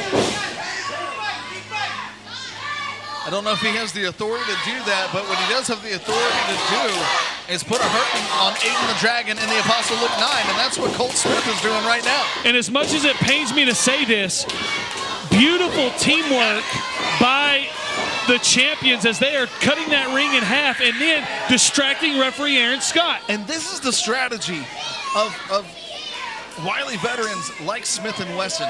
Get under the skin of your opponent and make them make irrational, emotional decisions like that. Luke 9 is fired up. He's angry, and he let his emotions dictate how he handled that situation. Double clothesline. Both men are down. Aiden the Dragon needs to capitalize. He needs to go over and get the tag to a fresh Luke 9. Yes, he does. As you hear the EPW faithful getting behind the Bible Club as Luke 9 is running around on that apron. Luke 9 looking to get the tag. Both men down, both men looking to get a tag to their partners that are on the outside. It is so important to get that tag right now. I think Colt Smith is closer. He's the closer of the two. Aiden the Dragon crawling. If Colt is smart, he needs to grab the foot. Colt tags. Luke 9 is tags. in. Luke 9 is in. Graham Weston's down with the clothesline. Colt's down with the clothesline. Back elbow. Another back elbow to Colt Smith. Luke 9 taking control. I don't think there's any ring rest there, Bobby. Oh! Jumping neck breaker by the Apostle Luke 9. I think he just answered your question. There's not ring rust. Nope. Let's go for this reverse leg there, and he calls the upper room. He hit the upper room. Is it going to be enough as Graham Wesson rolls smartly out of the ring? And that is a veteran move. He got out of dodge to make sure that Luke 9 couldn't capitalize with the pin. He knew Colt Smith was down as well.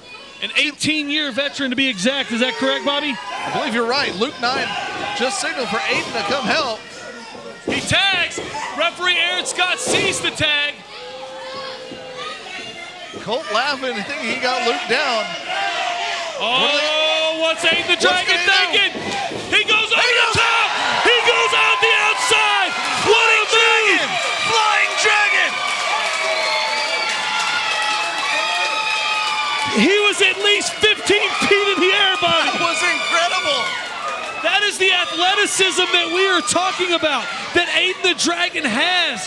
What a beautiful, gutsy move, putting his body on the line for that EPW Tag Team Championship. That is how important this is.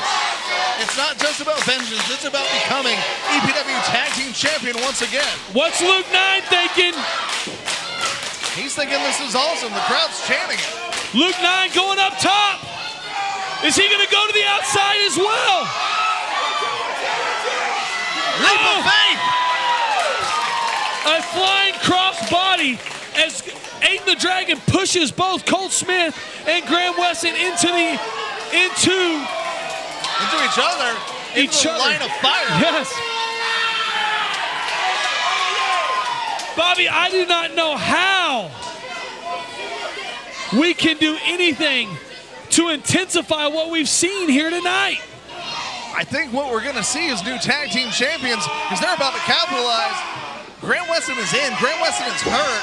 Aiden the Dragon is the legal man here. Bible Club signaling that this is it. What do they got planned? Graham Wesson barely able to get up. Barely able to stand.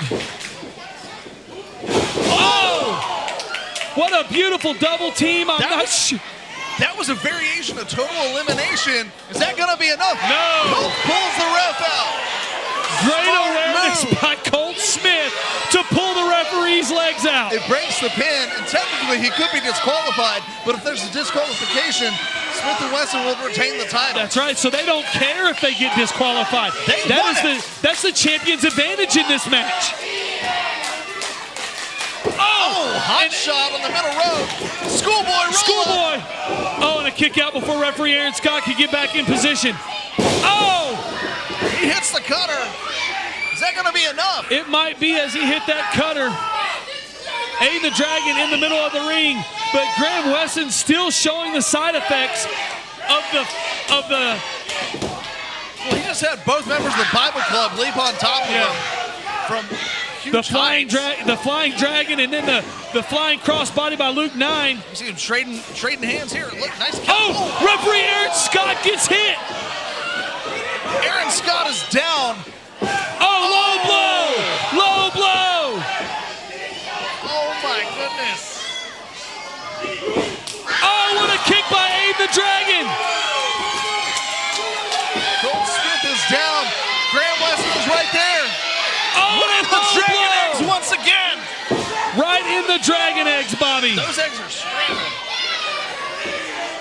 Man, oh man.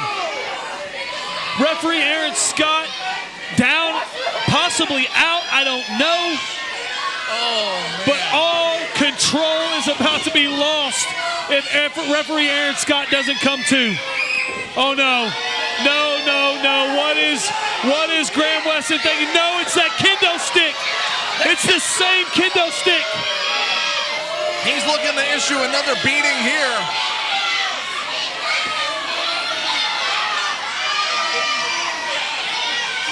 Look got some out. evil intentions. There's Graham Wesson. But I think he's taking too long. Oh! He catches it. Aiden the Dragon catches it. Big elbow. Use it, Aiden. Hit him. The crowd is on their feet. They want to see it. Get your revenge, Aiden. Get your revenge right here, Aiden. Don't listen to him, Aiden. Hit him. The crowd is begging for it. And Graham Wesson is pleading to not get hit. Do it.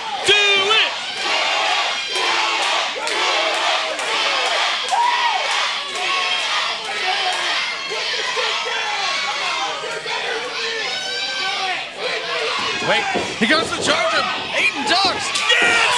Yes!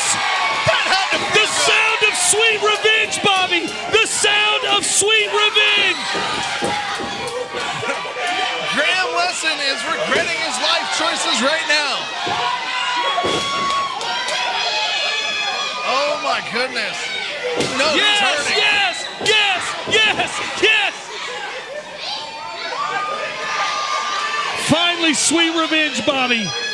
This has been 6 months in the making, but after the last show, wait, what is he doing here? Oh, Abe the Dragon with some evil intentions here.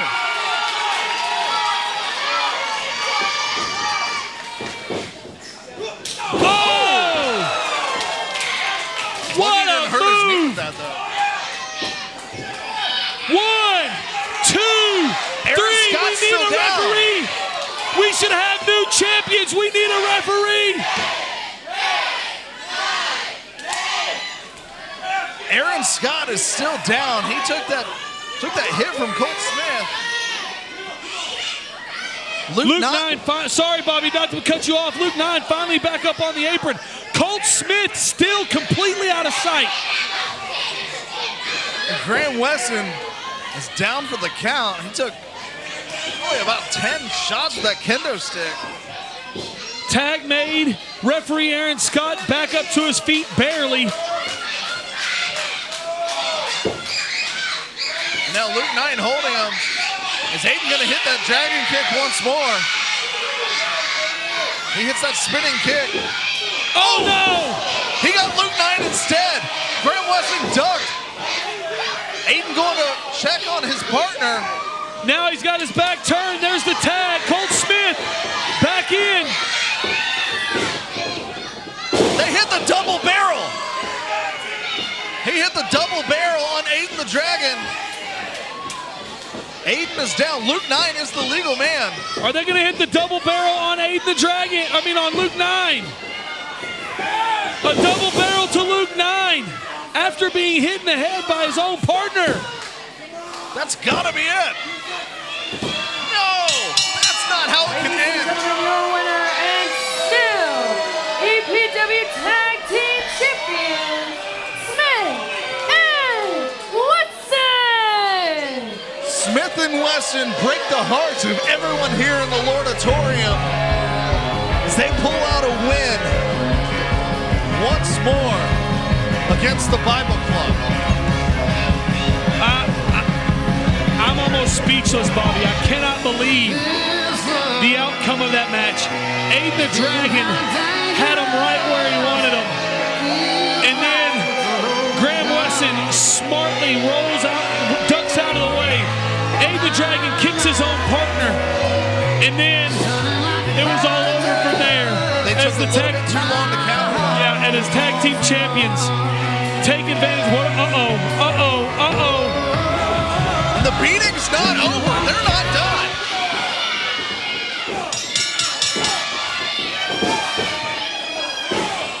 They're just putting the boots. But wait a minute. The bell's over. Here comes Johnny Lawless.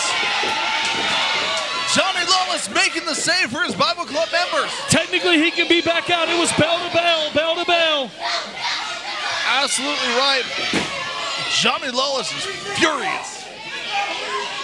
Smith and Wesson know it's time to get out of Dodge. You got an angry, fresh Johnny Lawless with a steel chair, and now he's asking for a microphone. I'm not sure this is a good idea. He's mad. Hey, it was made perfectly clear. I was banned bell to bell, and that bell rang. He's not wrong. I made it perfectly clear earlier tonight that those responsible for holding us down would be held accountable.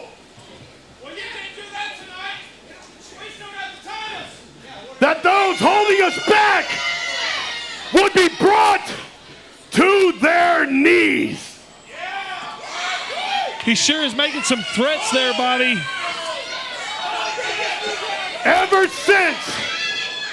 Ever since Big Fitz retired 9 months ago, you two have been the sole reason why the Bible Club has been next to winless. You two have been the reason why we have been held back, why we have been held down, and it will go on no more. You two will be brought to your knees tonight.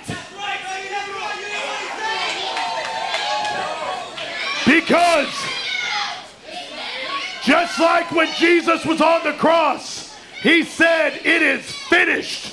Tonight it is over. I am telling you, it is finished.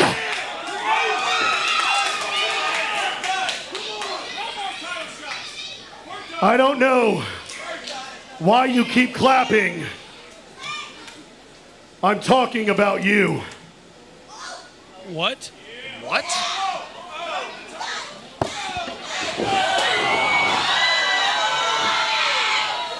He just hit Aiden the Dragon. What is Johnny Lawless doing?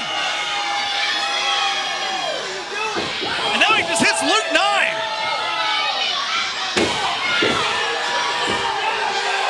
Come on, Johnny. He's ripping the Bible Club shirt off.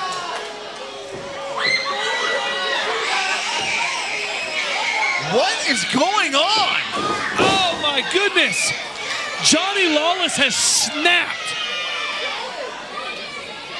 He is dismantling the Bible Club. Referee Aaron Scott, you might want to get out of there.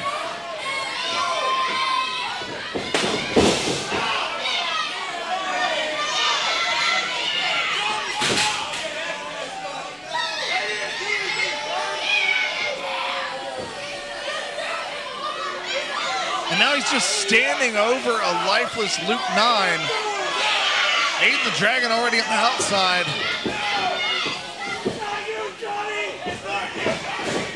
He tosses Luke out like yesterday's garbage. Oh, nope. He holds on to him. What's he going to do? No. No. No. Somebody put a stop to this. This is not good.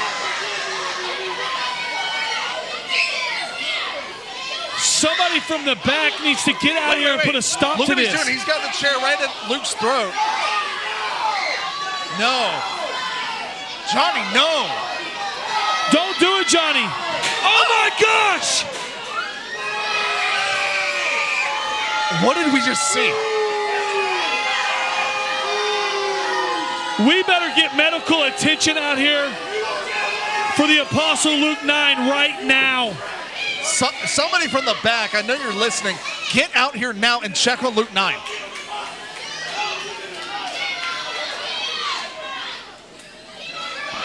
Hey, don't rip that out of Anna Lynn's hands. You are probably sitting there thinking to yourself that I owe you an explanation. Let me make this perfectly clear. I owe you nothing.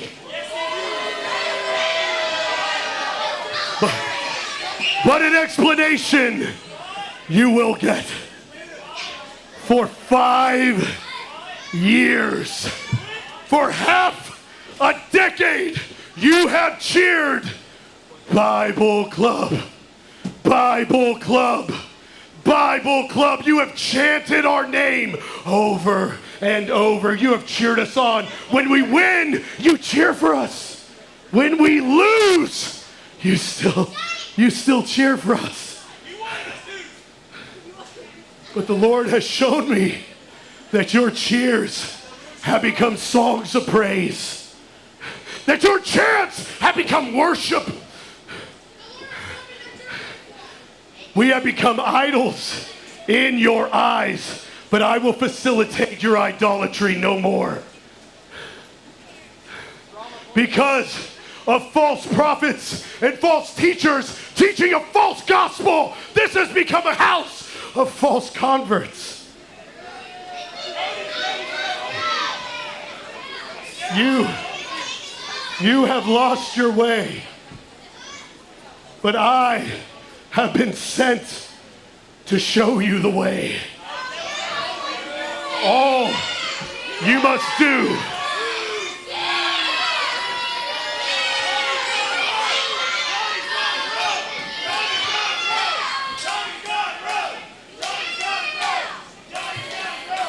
all you must do is follow me.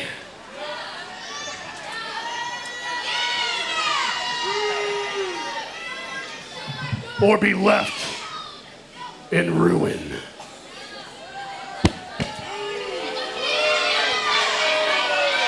I don't say this often, but I'm speechless. Bobby, I don't know what God has been talking to Johnny, but it's not the one that we serve. We have never seen Johnny look like this before. We've never seen Johnny act like this before. Not even when he went on his long losing streak. Didn't he have like a 2-year-long losing streak? It was a very long time. And he's still, what is he doing? What is he doing? What is he doing? Rammed Aiden the Dragon into the corner post. Wait a minute. Tim Storm and Angel are out there. I think they're perplexed as well, and they've been in the business for 25 years. There's not a lot that surprises Tim Storm, but Bobby, I just don't know what we just saw there. Ladies and gentlemen, I'm not sure what we just witnessed, but Johnny Lawless is obviously not the Johnny Lawless that we've all come to know and love. That's not the Johnny that any of us knew, or thought we knew, I should say. I know that he's been under a lot of stress lately. I know the Bible Club has had its challenges, especially with Smith & Wesson battling injuries. Yeah. And I don't know what's going on. Yeah, I don't really want to comment more on that because we don't know. Yeah. Johnny's obviously in a very dark place. Yep. And right now, Aiden and Dragon, Luke 9 are both hurting. I'm really concerned about Luke 9. I am too. Chair shot to the throat. Yeah. From the apron to the ground. It could have collapsed his Adam's apple, Bobby. His trachea could have collapsed. Yeah. It's terrible. The lovely Anna Lynn back in the room, Bobby. So let's see what they got to say. Some of you I've known for a really, really long time. Some of you I don't. So I'm just going to, like I always say, I'm going to be truthful. I have been a school teacher for 16 years. And I will tell you, if you have kids, if you deal with kids, you know there are times when you would like to have a match with them. Well, tonight what we're going to see, every day, is a student versus teachers match. There is no greater betrayal than when one turns on the other.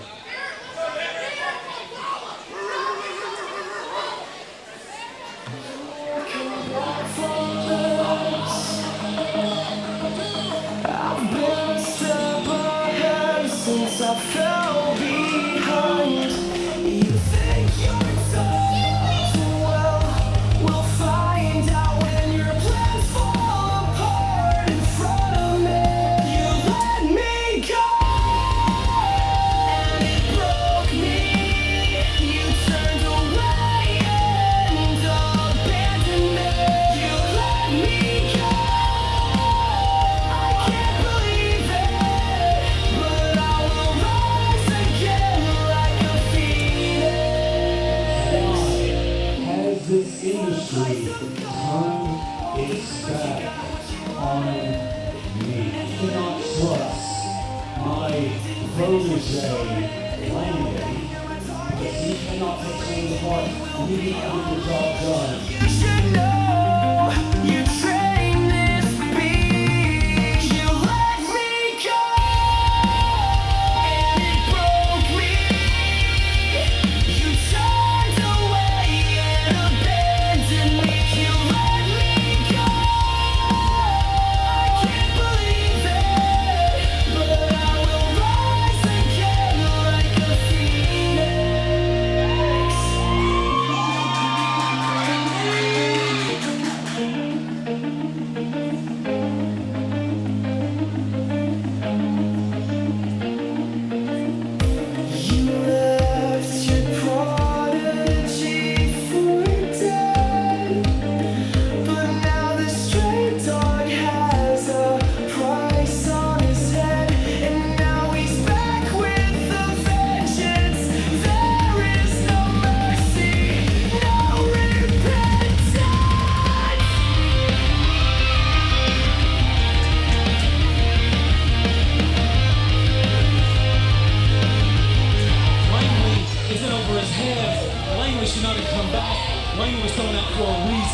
And that's because the student will never surpass the master.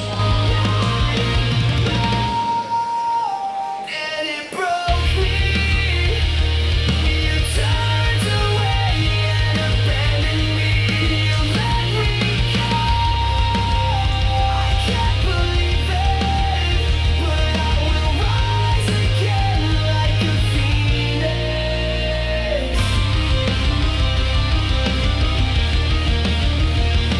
At the Silver Revival, I'm gonna do the same.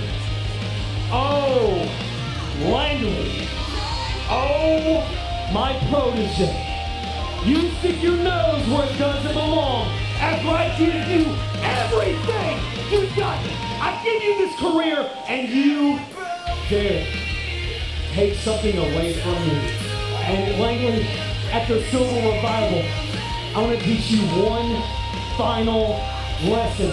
But just understand, Langley, after May 10th, Rusty McClendon ain't gonna be your daddy anymore.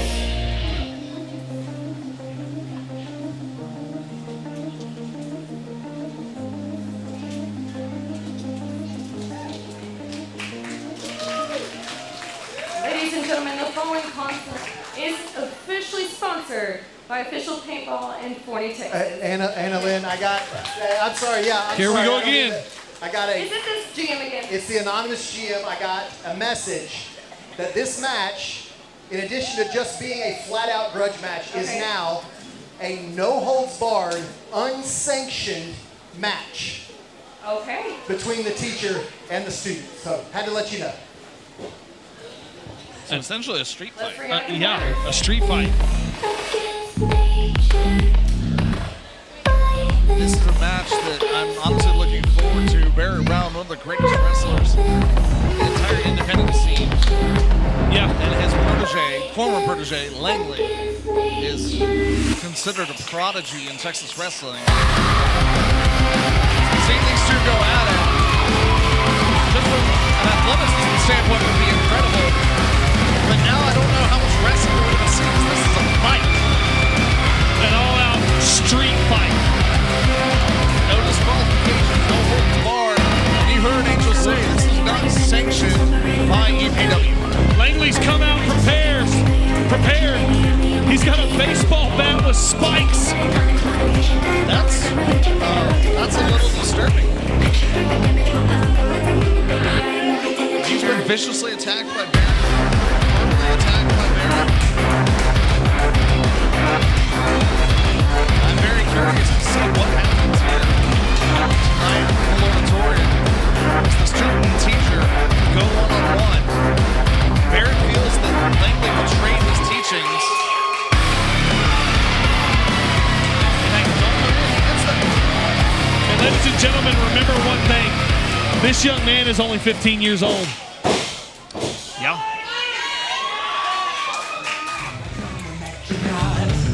Like you're living a life that everyone forgot. And someone standing in your shoes, but they sure don't look like you. Have you ever felt like someone that you're not? Are you on the run like a refugee? Seeking shelter from the person you could be. If you just slow down and wait, Disturbing. you can manage all the hate, and you might like what But you know, Barrett Brown has been disturbed since that night in the cage. He has. I don't know if there was a video behind. Langley's in the chair and he is raised up. And the chair hit Barrett. I don't know if that knocks something loose. Barrett's on top of him. What's he doing there? I have no idea. Good night. Good night. Good night. I guess. I'll be standing on an arm with the things that reach your arm, and I hope that you have a good night. Off of his former mentor.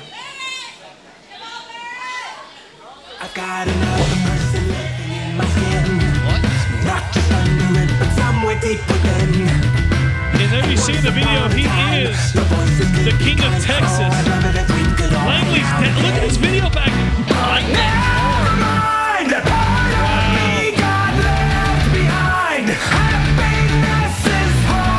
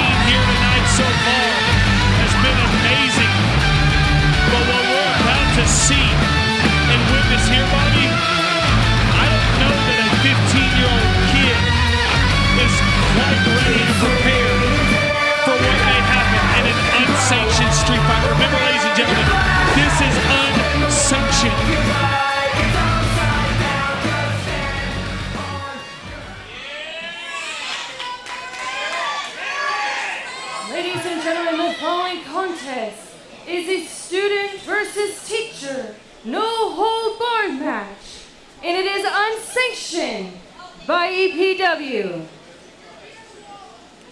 Introducing first, he is the prodigy of violence, Langley! The prodigy of violence.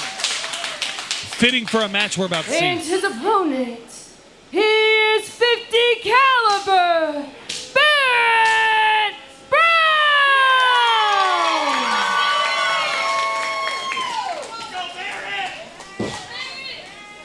Referee Josh Hudgens definitely has his hands full here, Bobby. I do not envy Josh Hudgens right now.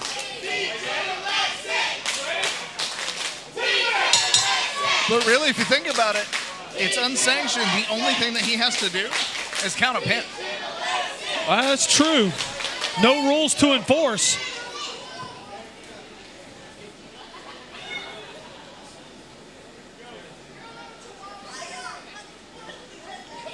Last minute mind games by 50.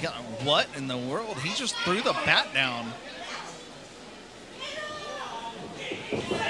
Ducks the kendo stick. Oh, beautiful. Right hand, then a left. Knee by Barrett Brown. Quick knee by Barrett Brown to, here's the thing. Irish whip reverse. Ducks the line. Ducks the second one. Barrett to the outside. Baseball slide. Catches. You know, what I was going to say, Bobby, is both of these guys should know what the other one's thinking, especially Barrett. Oh, and he eats that corner post. Well, they have history that goes outside of EPW. Yep. Langley has trained under Barrett for a couple of years now. Yeah. Is it a baking sheet? Oh.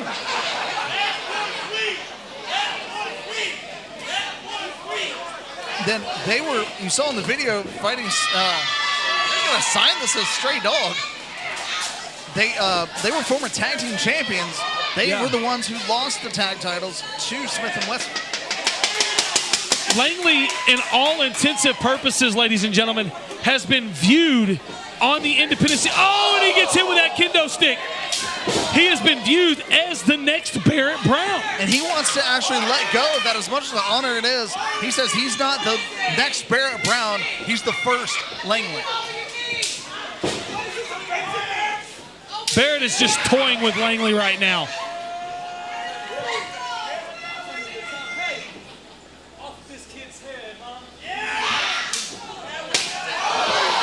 Cookie sheet to the head of the Stray Dog. Oh! Oh my goodness. Listen to those shots by Langley. Oh my gosh. Taking it to Barrett with that kendo stick. Oh! Right in the head. Prodigy of violence. That's a good moniker for him. Holy smokes. I didn't think it'd be over that easy. 2 count only, says referee Josh Hudgens. I'm going to tell you, I don't want to be hit in the head with that kendo stick by any means. Absolutely not. Holy smokes. Langley going back under the ring. I don't know what all he has that he's stuffed under there. There's a chair. I know he was here extra early. There's a chair. Maybe Langley's teaching the lesson here, Bobby. He might be. But hey, Barrett's busted open. Oh, kick to the midsection. I'm not surprised. Picks him up, body slam onto the steel chair.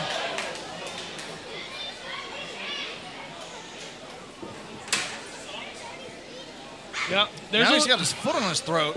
Choking him. And it's all legal, ladies and gentlemen. Again, this is an unsanctioned by EPW street fight. There is nothing the ref can do about that.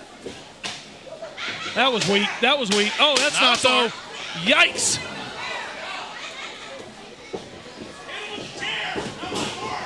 Oh, no.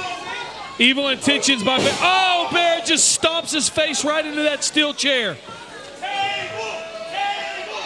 I'm going to be honest, Josh, this is a little hard to watch. Yeah. Now Barrett's bringing a second chair into the ring.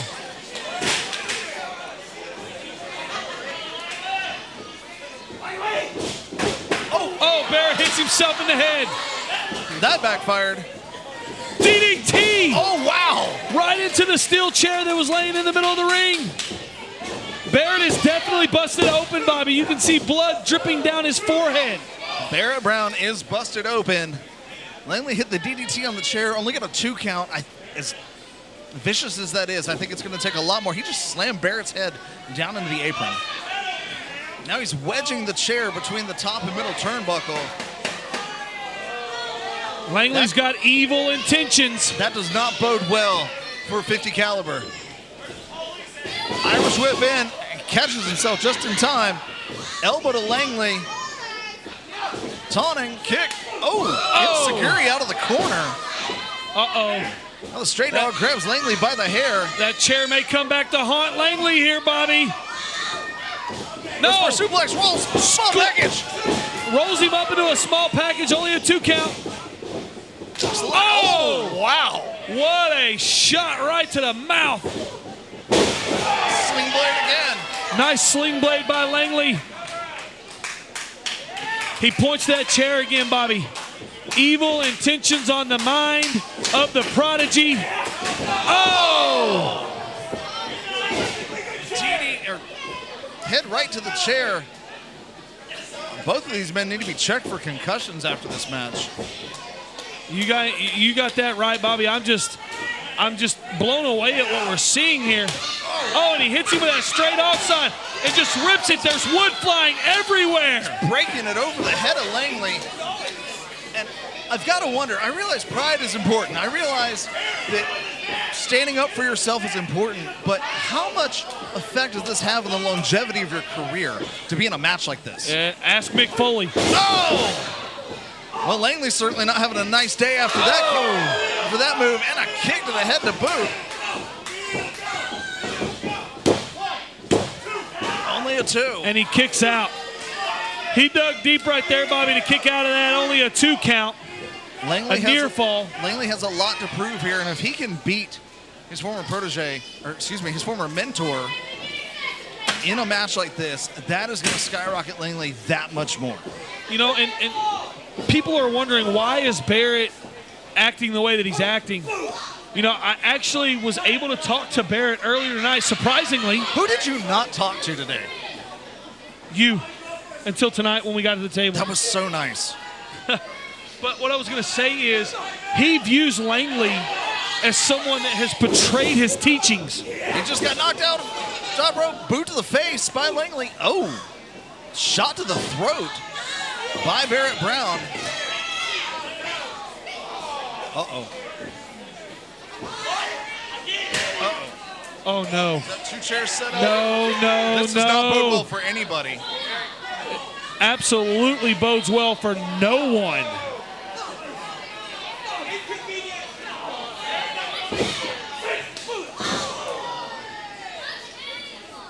Langley is just wobbling on that top. No. Oh, no.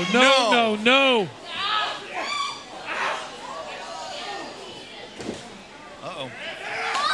Oh!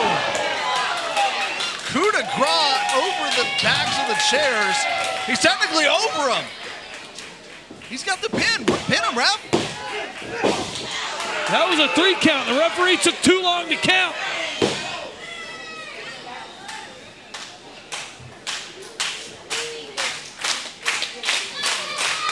I mean, Barrett Brown's chest may be collapsed.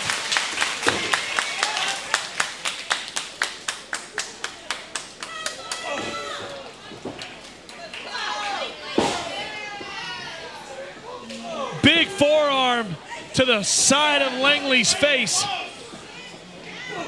Shots going back and forth between Langley and Barrett Brown. This match is so personal. Oh, what a shot. Oh! He's going to go for that Health Nelson again? No! Oh! Inside out super kick by Barrett Brown. Turn him inside out with that clothesline. These two know each other so well, Josh. Yeah, I mean, Barrett has taught Langley everything that he knows, ladies and gentlemen. He has taken Langley under his wing.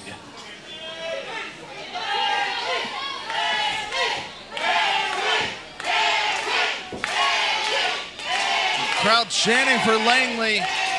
Langley needs any help he can get right now if he's going to beat Barrett Brown. Yeah. This match is taking so much out of both of these competitors. It is, and you know what, Bobby? I'm going to say this, and you have to agree with this because you're a father as well. I don't know how the parents of Langley, Rusty and Heather McClendon, can sit here and watch their son undertake this kind of punishment. Because they understand what it means to Langley to be a professional wrestler. They understand what it means for him to live his childhood dream. And I'm sure that you can agree as a father that you want to see your children able to do what they're passionate about. And Langley is so passionate about this business. Oh my goodness, he just spit in Langley's face.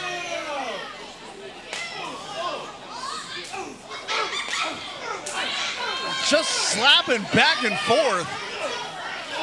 I didn't think this would turn into a slap fest, but here we are. Desperate times call for desperate measures. Right to the eyes of Langley. Oh! An arm drag right into the folding chair, Bobby.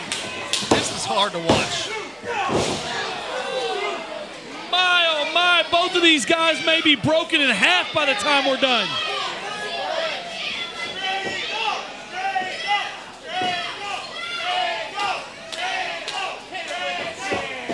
Some of the crowd actually chanting Stray Dog. Which I'm surprised by. But I think that you've got to respect the athleticism and the grit that Barrett Brown has shown over the years. Yeah. Like I said, undoubtedly one of the greatest wrestlers on the independent scene. Two ginormous European uppercuts by the Prodigy. Oh! He may be asleep, Bobby. And that's payback for December.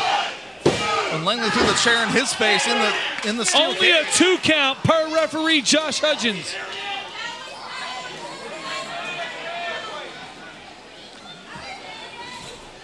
I'm telling you, Barrett may be thinking like, what more can I do?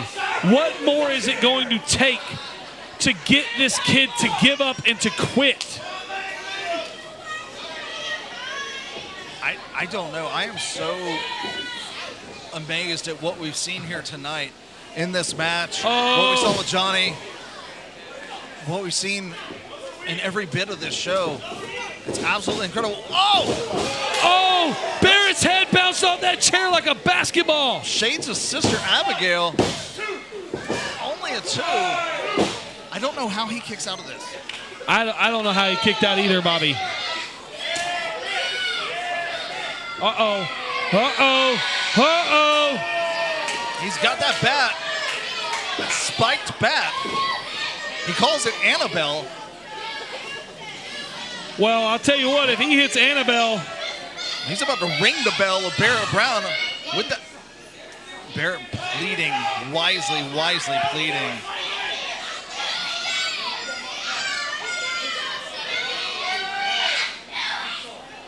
He's saying, I'm sorry. I don't know if I'm Langley, if I'm going to listen. Hey, if I'm Barrett, I'm doing the exact same thing right now. He is pleading for his life right now. Those spikes look dangerous. You think? They're inside of a Louisville Slugger.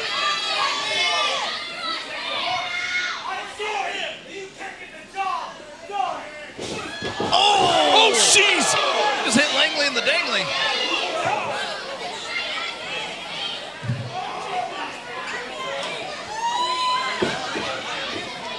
And I think he landed face first on it.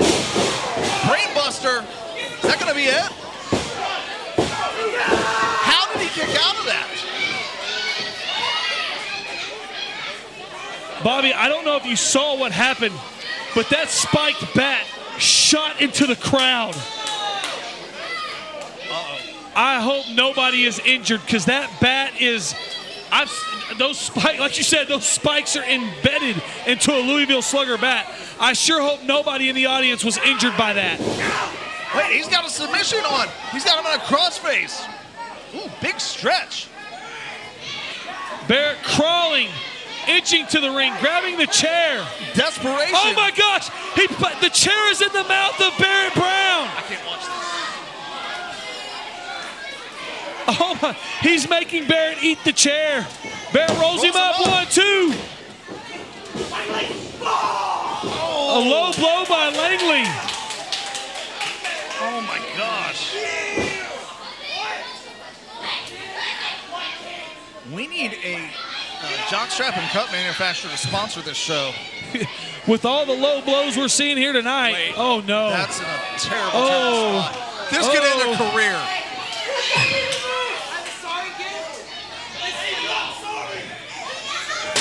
Oh, my gosh. I don't know what to say on that. We made reference to Langley's parents being here. Barrett's parents. Barrett's dad is in the crowd. Curb stomp onto the chair.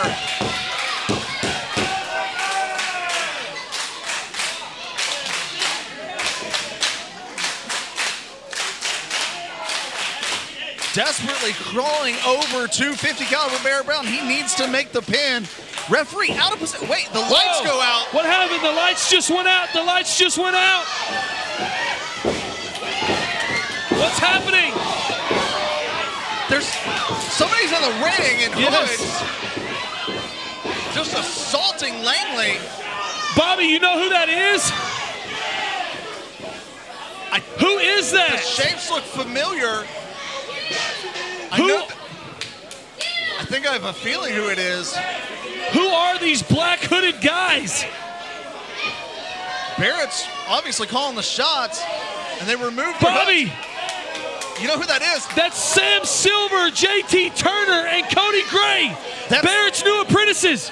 Yeah, they are known as the Pillars of Immortality, and they've been taken under the wing of 50 caliber Barrett Brown.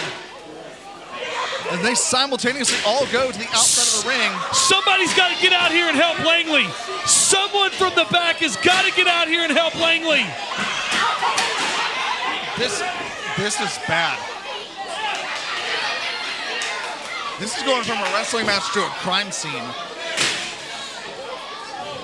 You got 4 guys with chairs. Oh my gosh, Bobby. What is happening?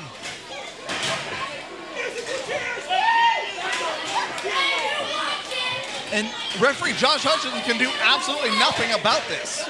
He's telling them, he's pleading with them to stop, but there's nothing he can do. And they just set up 6 chairs. Sorry, make it 8 chairs. Ladies and gentlemen, remember this is an unsanctioned EPW match. They have evil intentions. They've got 9 chairs. 9 chairs. Something really bad is about to happen.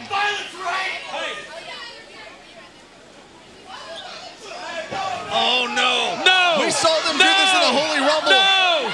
No! Triple power bomb onto the chairs. Oh my gosh!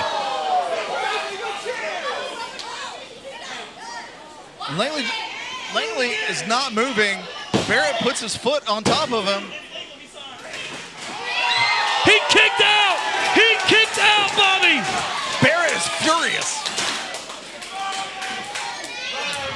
Langley doesn't know the meaning of the word quit. That might cost him his career. No, Barrett. Barrett, don't do it.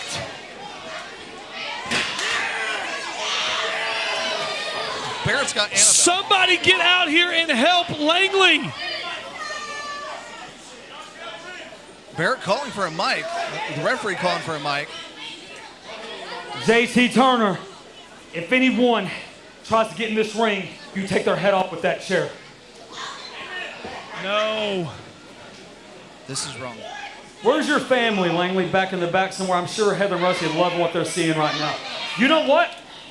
There's only one person that can stop this right now, because you're too stubborn. It's not you. It's you. What? Josh, you're a husband, you're a father, you're a good family man, correct? You know right from wrong. Josh, you got 2 choices right now. Number 1, you and all these people can watch me literally decapitate a child right here, right now. Wow. What are these people cheering for? Number 2, you have good morals, you make the right choice, you call the match off, you declare me the winner by referee stoppage. I know you'll do the right thing, but Josh, ultimately, my friend, the choice is yours. Stop it, ref. Stop! Stop it, Josh. Stop it. That's a great call by one of our senior referees, Bobby. This is unbelievable.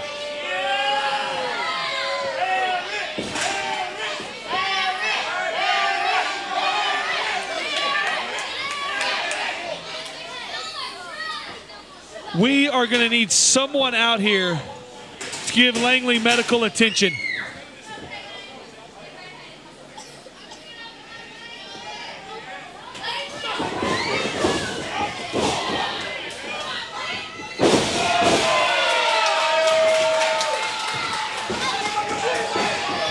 Langley turned the tide as he picks that bat back up.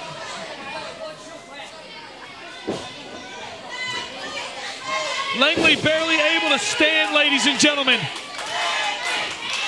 He underwent a ridiculous amount of punishment.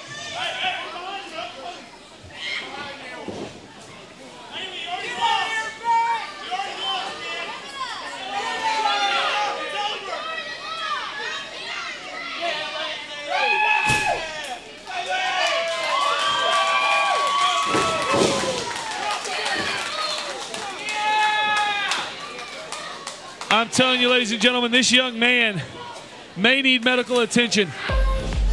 Again, he is only 15 years old. And look at him standing tall.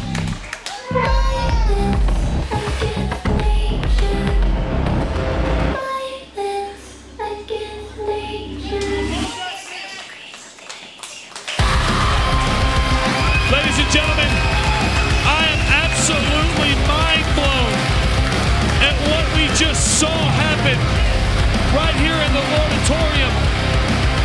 You'll have to forgive me, but I'm almost at a loss of words at what we just saw at the hands of Barrett Brown and his new apprentices, Sam Silver, JT Turner, and Cody Gray.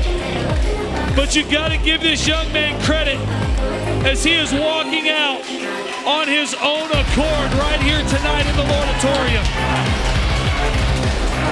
But we are about to make history here in the auditorium, because in just a few moments, ladies and gentlemen, for the first time ever, you are going to see an all-girls match, a female match, with Killer Kate in Berlin, as well as a female referee, as the ring crew is getting the carnage cleared out of the ring.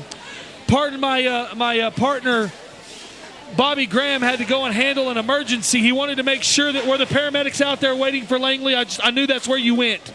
I had to check on that, but I'm going to be honest with you, Josh. I had to step away. I had to get out of here for what I just saw. Barrett Brown is a man I've respected Ladies for and so gentlemen, long. I cannot tell And you those how actions happy, excited, and are honored to announce at this inconceivable time. to me. He It is your threatened semi-main basically the event. life of Langley. And it is the first ever And as a dad, women's match in see him make history. Langley's parents watch that. I had to This step out. I match apologize for the sponsored unprofessionalism by there, Legend but that got to 6. me as a dad. And let's bring out the That got to me as a history moral makers. human being. Barrett Brown, you sicken me. Well, here we go, Bobby. History in the making. Here it is. There you see it, the first ever female wrestler to enter the EPW Auditorium ring. It's Killer Kate. Killer Kate is an absolute amazing wrestler. 7 years pro, trained at PFW All Pro by Bugatti. And she has been tearing up the wrestling scene all over Texas and the surrounding states. Has she been hanging out with Retro? She's got a boombox from the 80s. Well, she's been working on her rap career on the side of wrestling.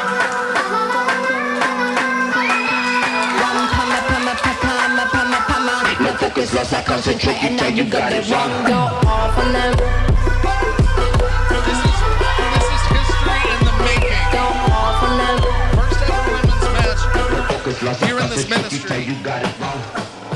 And it is an honor to have Killer Kate as one of the competitors. I'ma do it like an And A-man. she's basically got a star in Berlin. 17 years old, Bobby. I'ma do it like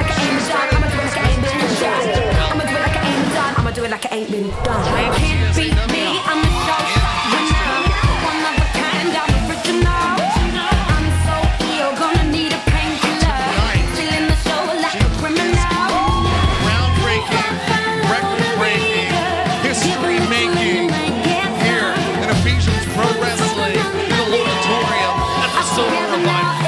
Not only that, but ladies and gentlemen, look standing next to the lovely Anna Lynn is our first ever female referee, Nicole, in the auditorium as well.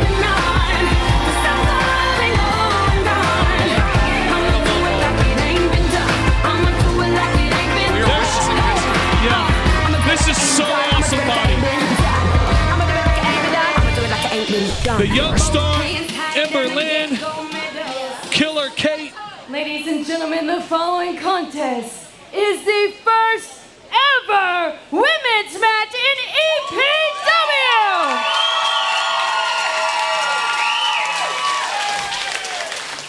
Introducing first, she is the submission musician,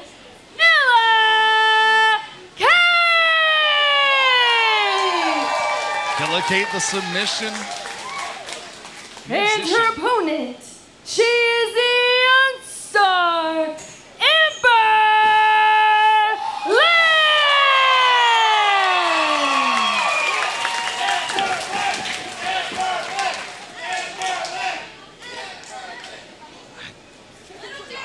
Well, we haven't seen that in quite a while. A referee actually checking to see if there are any weapons hidden in the knee pads or boots of the performers. After the last match, I And would here we check go. everybody. With the sound of that bell, ladies and gentlemen, history has been made here in the Lordatorium. It started with the lovely Anna Lynn being Look at the first. sportsmanship here. Beautiful sportsmanship. Bobby, it started with the lovely Anna Lynn being the first ever female ring announcer, and now here we are. First ever females match. And this is going to be incredible. These two are no strangers to each other.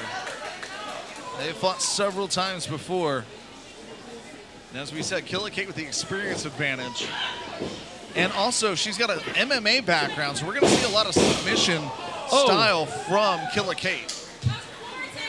Ember Lynn's face bounces right off that canvas. Like you said, Bobby, they're not strangers to each other. They have faced off in the squared circle before. Go behind there by Killer Kate. Shows Ember Lynn into the ropes. Hip toss. And you see... displaying the strength. Maybe showing off a little too much. There's the arm drag by Ember Lynn. Kick to the midsection. Snapmare. And the young star. Oh! Shining Wizard variation. Only a 2 count near fall. Killer Kate calling for a timeout. There's no timeouts in wrestling. This is as close as you get. She sits down in the VIP section eating some popcorn. Hey. You know, Bobby, the Killer one Kate's saying thing, she's pretty good.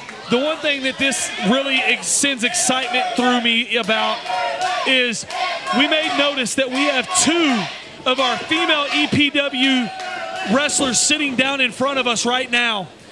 This should excite them because this shows them that they have a future stage to perform on in EPW. And you see that. Had the right hand ready for a punch. Stop, and now she's calling for a handshake. And you're absolutely right. We have an incredible ladies division in EPW Kids, and they're getting to see an opportunity for a door to be open that hasn't been open and really should have been years ago. But it's open tonight at the Silver Revival. And now you see Killer Kate putting her leg, draping her leg over the throat of Ember Lynn across that middle rope. Killer Kate showing more aggression. Uh-oh. Oh! Oh! The arm is not meant to bend that way. Slams her right down to the mat. Oh!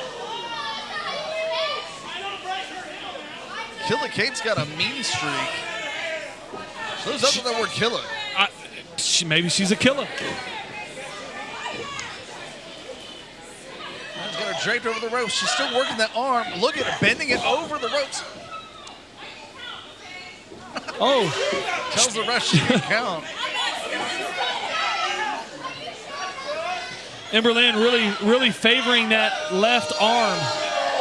You know, one thing I've noticed is with Killer Kate, as she's The submission specialist, she really works on manipulating the joints, things like the hand that she was bending backwards there. Yeah. She reminds me of the style of Pete Dunne in that sense. Yeah. Oh! What a move. Again, she's working on that left arm of Ember Lynn. Maybe she's setting her up for a submission later on. I'm not quite sure what she's thinking. She's thinking, if I can get this girl hurt and to tap out. Hits the ropes, ducks the clothesline.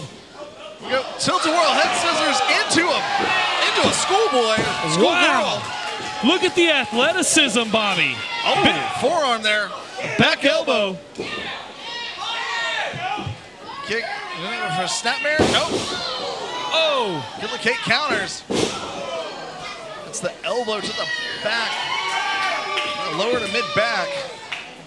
Now she wraps the arm around again. Got a hammer lock with her face down. Driving the knee into the hand. Grabs the other. Oh, this is extremely painful. She says no, she's not submitting. I think I know where this is going. This is a surfboard variation hammerlock submission. It's a unique move, but it's very effective. She could have torn her arm out of her socket there. Yeah, she may have dislocated her shoulder there, Bobby. Only a 2 count again. And once again, this is our semi-main event here at the Silver Revival. Still to come, we've got that tables match between Guardian and Adam Asher the Apocalypse for the EPW Heavyweight Championship. That's right. Oh! Killer Kate goes, shoots her into the corner. A body splash, snapmare, hits the ropes. Oh, and a clothesline.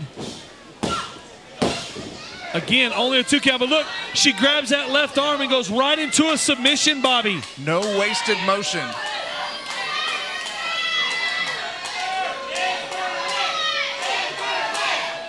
Crowd chanting for Ember Lynn.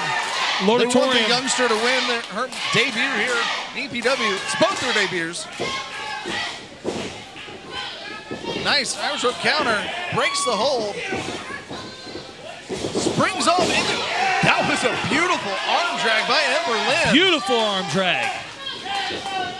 Oh, and she eats that top turnbuckle. Oh, she just drives that left arm over the top rope. Now, I've seen Killer Kate in action numerous times. I've always been impressed by her. She gets better and better each time I see her. This is my first time seeing Ember Lynn, and I'm impressed. I mean, you got to remember, she's only 17 years old, and she is killing it out there, no pun intended. Yeah. Big knee to the midsection there by Killer Kate. Another knee to the almost to the lower arm, and single arm DDT there. She keeps working that left arm. I'm telling you, strategy. I'm telling you, Bobby, she's setting it up for a submission later. That's the only reason she'd be working on that left arm like that. Absolutely, she is the submission specialist, the submission musician, as she likes to be called. Only a 2 count.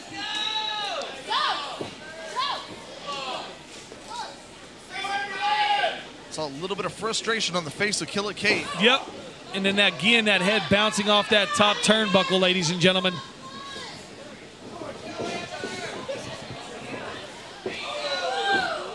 Now Killer Kate gets slammed on the turnbuckle. Ember Lynn needs to capitalize. Oh, big clothesline in the corner. Oh, she grabs her by the hair. She's got her by the hair. This is not good. Now she gets an armbar again. Utilizing leverage, sitting on the top turnbuckle. Ember Lynn counters. Ember Lynn using momentum there. She's fired up.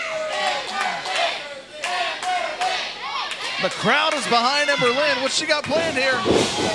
Some back elbow. Discus clothesline. Spins around, hammerlock of her own. Oh, what a clothesline. Beautiful sequence there. Needs to hurry up and get the pin. Roll through the crucifix. Only a 2 count. Quick pins there. I'll tell you, these ladies are really bringing it though, Bobby. They are. This has been a night of tremendous action. We saw a new Texas champion in HBO. We saw tag team titles retained. Case for Christ retained. First ever women's match. A very disturbing student versus teacher match. History being made right here. Now you see a big boot there by Emberlyn. Is this going to be enough? Great ring awareness by Killa Kate. Putting her foot on the middle rope, which breaks the pin. And you saw Emberlyn calling for the crowd to cheer, but she used that left arm that's been heavily damaged by Killa Kate. And you saw her wincing as she did it. Going for a snapmare, can't seem to get it.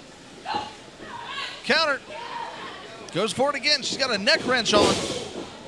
Killa Kate rolls out. Scoops her up. Oh no, counter. Can't quite get all of it. Short slams her down.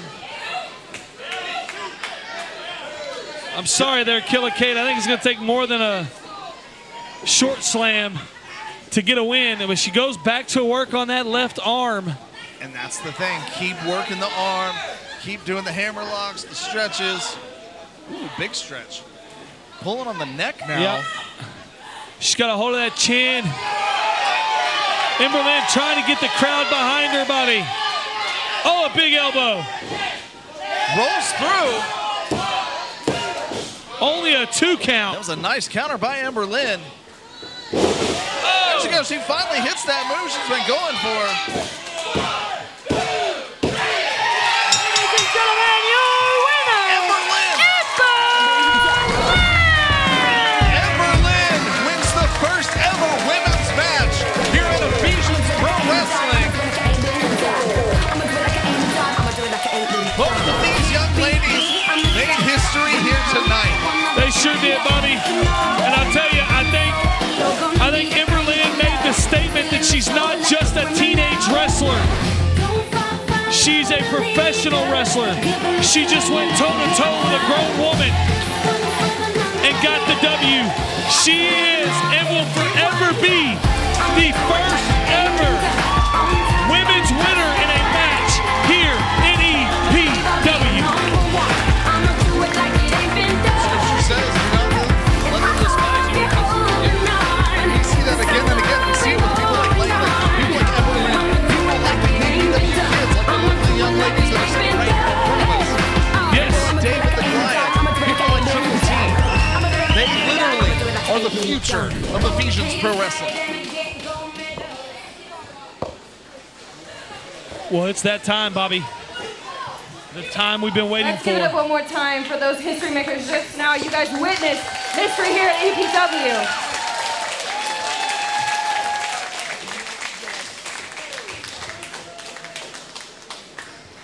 Tim, we around long enough to see women get in here and smoke the dudes in the ring. That was unbelievable.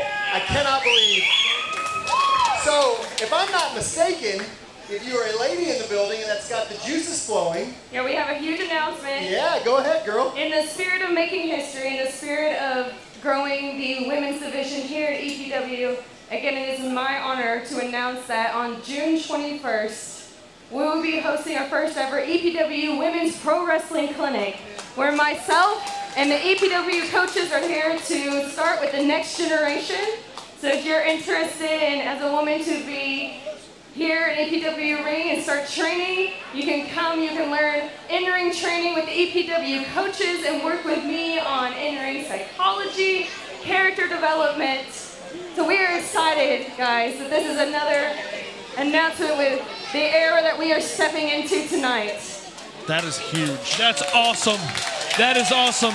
And I'll tell you, Bobby, you see what's being done right now. Tables are being set up. They are. I mean, All right, guys, you see a lot going on out here. I need to get out of the ring soon because I usually end up going through those by accident. So I'm not sure. All right. It is my honor and my pleasure to introduce one of my best friends. We have traveled. We've made more trips than anybody I think that in professional wrestling. For me, Tonight we have the honor of having legitimately a legendary referee ref tonight's match. How many of you used to watch World Class? Okay. James and I have done a bunch of wrestling clinics together, and I learned after about the second one that it becomes my job that I'm James's hype man because he's so modest he won't tell you anything that he's ever done. So let me give you just a couple because all of these are true, but I want to play two truths and a lie. All right. James Beard was a musician before he got into wrestling.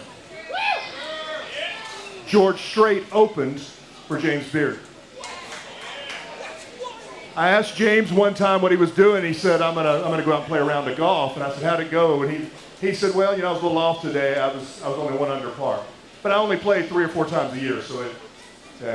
I asked James one time if he played pool. And he said, well, yeah, there was that one time in Vegas that we played the mixed championship and finished second and had like a $10,000 prize. James Beard literally wrote the book of professional wrestling in Japan.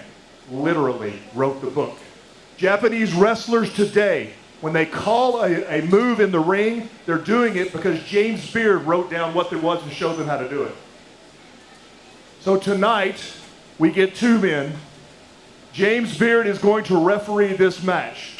With everything that's going on that you see, it's going to take somebody who has seen and done everything. Tonight, walking James to the ring for the first time between those two, they've been friends forever. The security crew at the Sportatorium was called the Black Hats. The leader of that security group is a man named Bill Caldwell. Bill is coming tonight, walking James to the ring. 2 legitimate, not just Texas legends, but legends in the sport of professional wrestling. Welcome them to the ring now. What an honor it is to have these 2 men be a part of the main event of the Silver Revival. Yeah. You're seeing true royalty. I mean, that man fought off fans from going after the Von Erichs, the Freebirds. I mean, that is true Texas wrestling royalty. Please turn your attention to the screen for tonight's main event sponsor. Hey y'all, Summer is here and so is our biggest screen print sale yet. We're talking 1 color, 2 location prints, starting at just 50 pieces and even better deals when you hit 100 pieces. We've got options, poly and cotton, perfect for work crews and outdoor events. So don't forget to stop by and check us out at Lone Star Print House.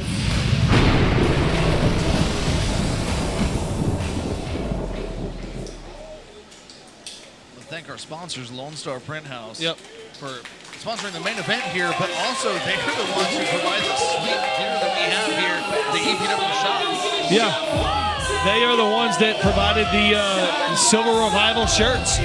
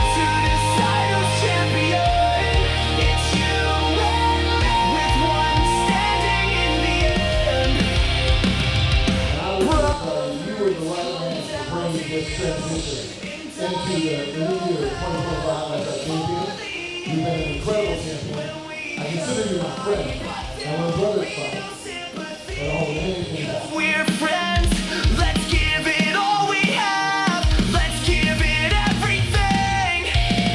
It's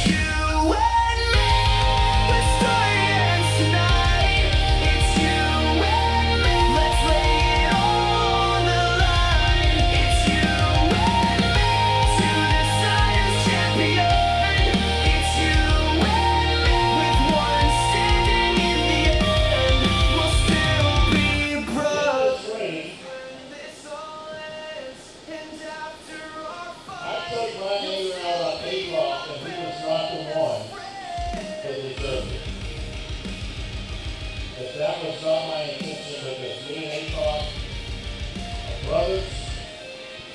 We're going to fight like brothers.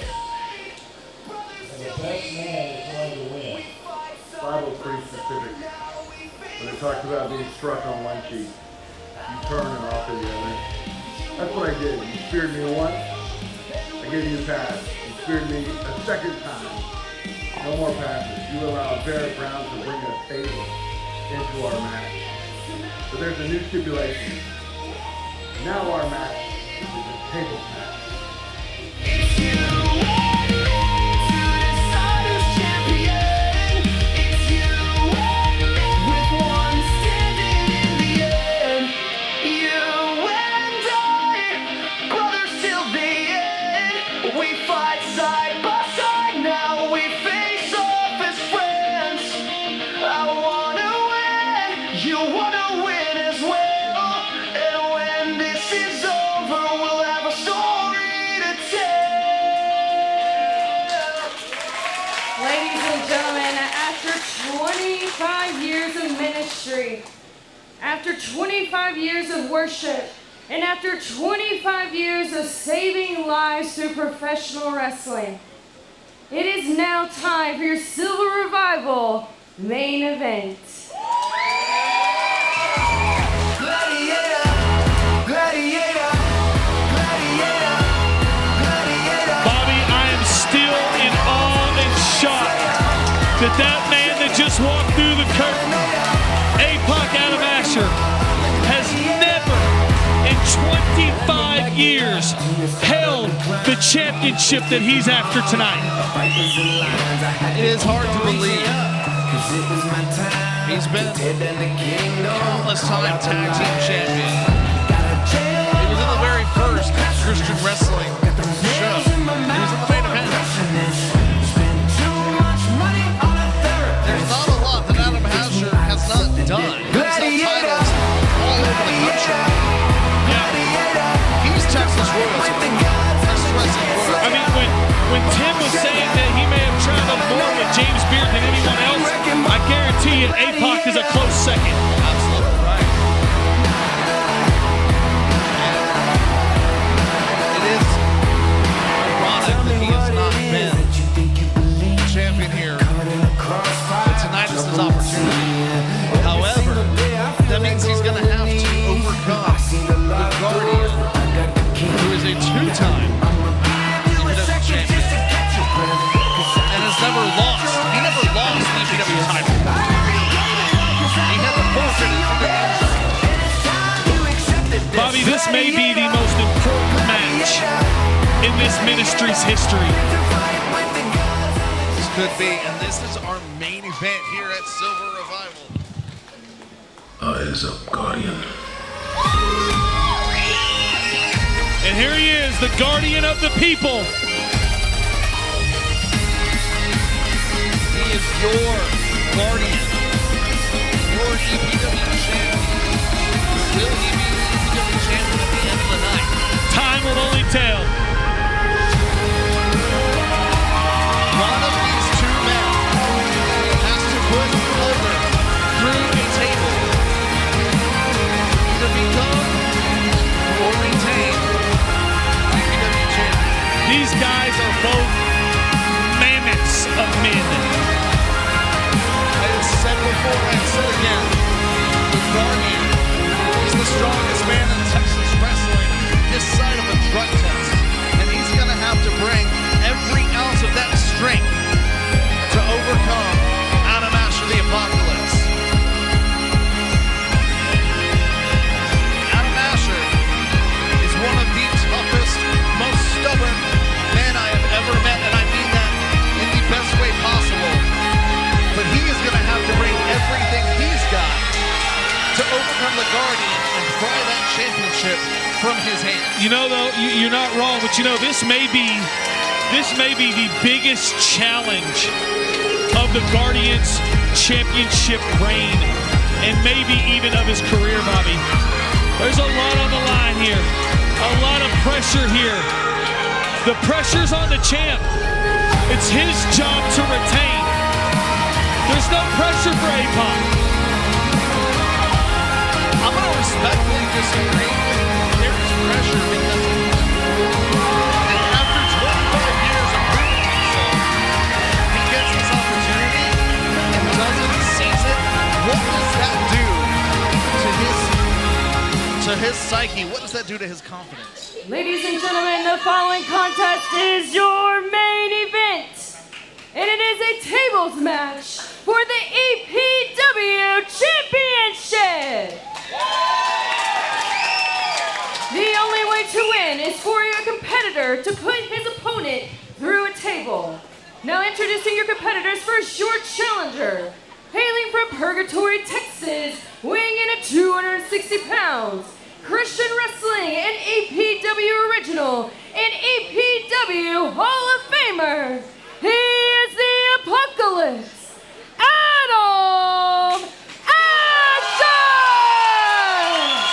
APOC is in the house.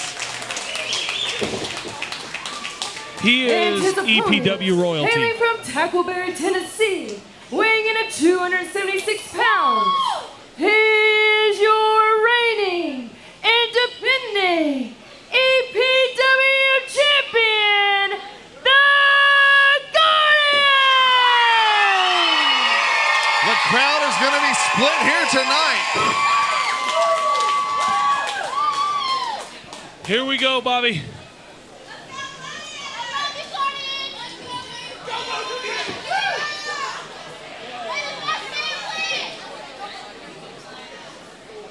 Referee James Beard going over the rules to this match with the Guardian and APOC, Adam Asher.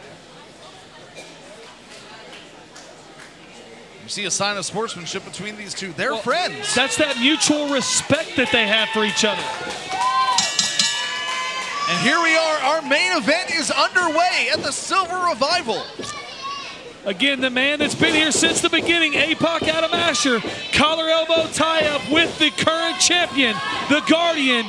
See a test of strength, if you will, between two bulls colliding. Bulls? That's probably a better analogy than two elephants. Yeah, I'm still surprised neither one has punched you in the face for that. And now you see Adam Asher push the Guardian back to the opposite corner. Clean break. First time, 2 for 2 on clean breaks. I'll tell you, Bobby, there is one thing that I'm excited for in this match. I have a feeling we're going to see lots of chops. I'm hoping so. Both of these men, vicious chops. Headlock. Shoots out of Master Ropes. Shoulder. There you see the power of both of these men. Those two bulls, as you say, colliding in the middle of that squared circle. Neither man budging.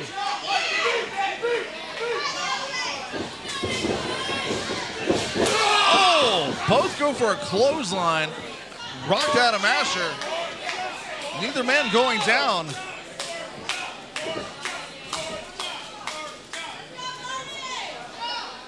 Now they're standing toe-to-toe. There again.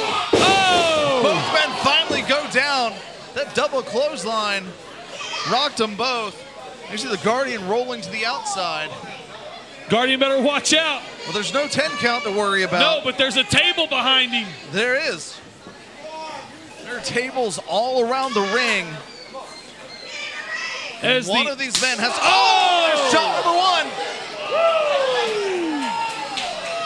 Listen to the echo of that chop here. There's the second one. I don't think he got all of that, but he got some. And I would rather take a full chop from anyone else than a partial chop from either of these two. Now you see them trading forearms on the outside of the ring here. Oh, double chop! Oh. We're up to 4 if you're keeping count. That's 6! Oh my goodness! 6 chops. You hear referee James Beard telling the guys, get it back in the ring. Big boot to the gut of the Guardian. Uh-oh, there's a table here. Could this be it? No. Suplex countered by the Guardian. Guardian hooked his leg under the legs of Adam Asher. Uh-oh. Oh my goodness! There is a very, very, very thin pad, but that is concrete underneath. And Guardian just landed on it truth be told, Adam Asher landed on it too. Yeah, I'm going to tell you, Bobby, I don't know if you felt it, but the entire ground vibrated Those when were that not happened. Good vibrations. My goodness. I'll tell you, can you imagine, Bobby? I mean, really, think about this. How emotional is this going to be for APOC if he's able to put the Guardian through the table and finally wrap his arms around the EPW Heavyweight Championship? There was so much on the line. He has been a staple in Christian wrestling for 25 years, and he wants to be the leader, the man at the front, leading the way, taking the charge. And if he can put Guardian through a table tonight, he will be the face of EPW. Yep, there is a table in the ring now. And I'll tell you, man, you got to give referee James Beard a lot of credit. He is really doing a great job of trying to keep this thing under control. I need to point something out. There's a lot of talk in wrestling about what it means to be a champion and the importance of it, what it says about your career. There's supposed to be more money, more fame, and all that. But I'm telling you, as important as those things are, that's not what is driving these two to be the EPW champion. It's leading the way in this ministry, where it's been for 25 years and where it's going over the next 25. Both of these men want to be at the helm of that. They want to be the one leading the way. They are so passionate about this ministry. They eat, breathe, and sleep EPW. There's a DDT from Adam Asher the Apocalypse. And referee James Beard, did you see, Bobby? He's like, man, that DDT is not going to do you any good if you can't pick him up and put him to the table. That's the thing. You've got to have awareness of where your opponent is and where the tables are and how to utilize them. What's APOC thinking? He's thinking he wants that gold. Is he going to go up top? Oh, is he saying he's going to do a flip? No way. No way he's going to flip.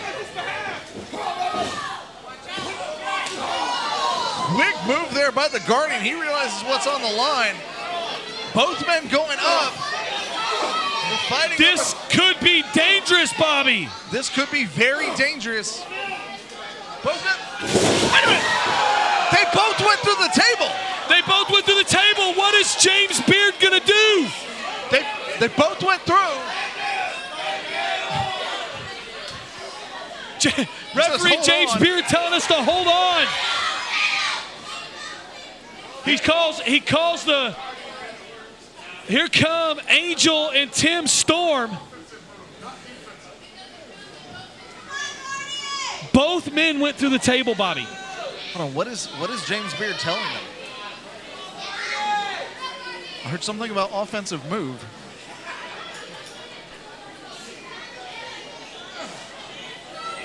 Okay. Angel walking over to the announcer's table.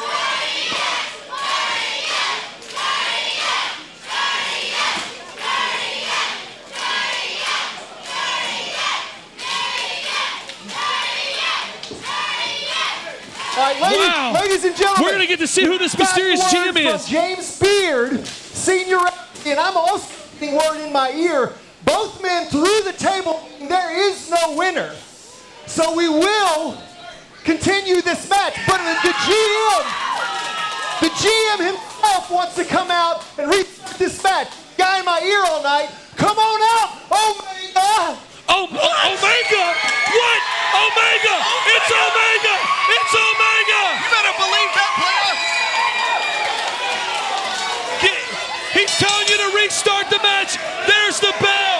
Wow. It's been Omega all night long, telling Angel what to do. I don't know what to think, Bobby. Omega in charge. Wait, here's Brixton. Brixton Shaw. He's got the case for Christ. Is he gonna cash it in? Is he gonna cash it in? He's cashing in.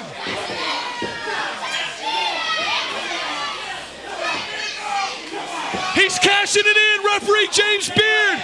We now have a three-way. Three-way match.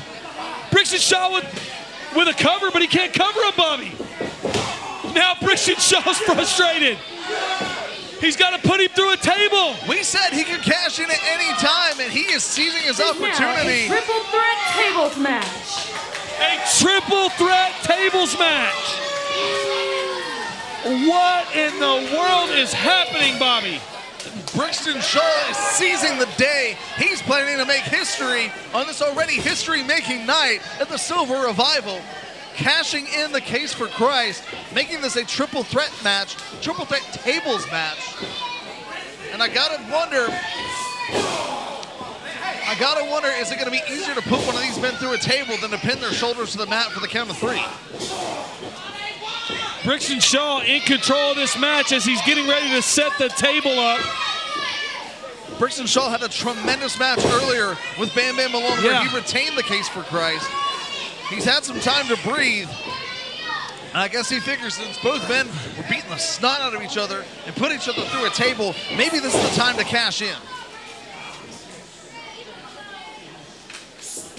Now you see Brixton going after both men. He was attacking Adam Asher. Vicious headbutt to the Guardian, kick to the midsection. And there are just pieces of that first table laying in the ring. Surely these guys probably have splinters. Oh, and he's choking APOC. Referee James Beard trying to get Brixton Shaw to stop with the choke. Oh! Headbutt. The Guardian's head bounces right off that table. Guardian's out on his, well, I was going to say out on his feet, but he's not on his feet anymore.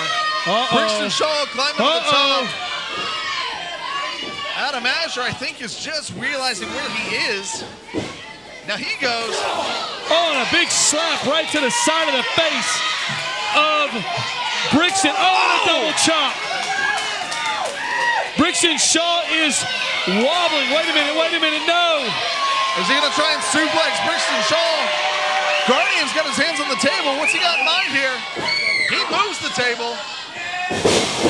Smart strategy by the Guardian. Beautiful move on the Guardian's part. Massive suplex from the top rope by APOC to the Ultra Ego Brixton Shaw. Both men worn down. Wait a minute. World's strongest Looking slam. for the world's strongest slam through the table. He But turns it on APOC and moves it. APOC says no. Oh, Brixton is hurting. He might be regretting cashing in at the moment. Yes, he might. But He might be second-guessing that decision, Bobby. But first the Guardian and now Adam Asher have moved the table so the other one could not put Brixton through it. Now what is APOC thinking? APOC's thinking that one of these two other men need to go through the table if he's going to be EPW champion. You got that right. And honestly, he doesn't care who it is.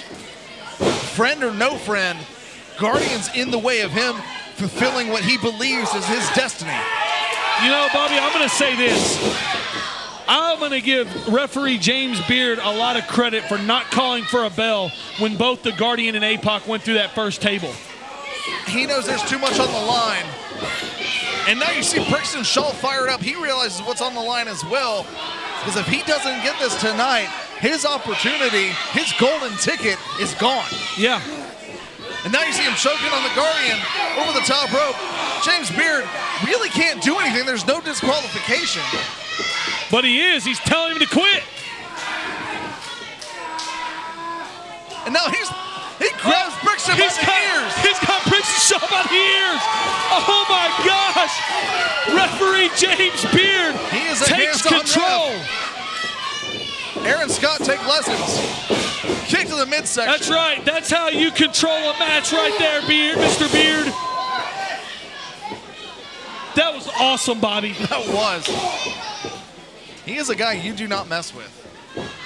Like he said, like Tim Storm said, he is Texas wrestling royalty. Sit out spine buster there. And the Ultra Ego is rearing its ugly head in Brixton Shaw. Yeah, it is. Is that a "you're too cocky" chant that I heard, I think Bobby? it was. Oh, meeting of the minds. Now Adam Asher's bent over the table. Slams Guardian over. Wait a minute. Is he going to try to put both men through the table? Well, I mean, it would be undeniable that he was the winner at that point. That would be true. Leave room for no doubt. Goes, curves. Oh!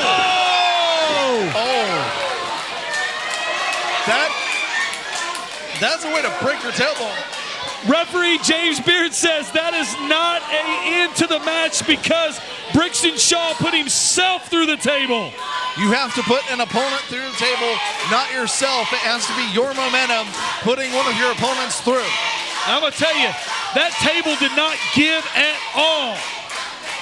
Wait a minute. Smith and Wesson. What are they doing here?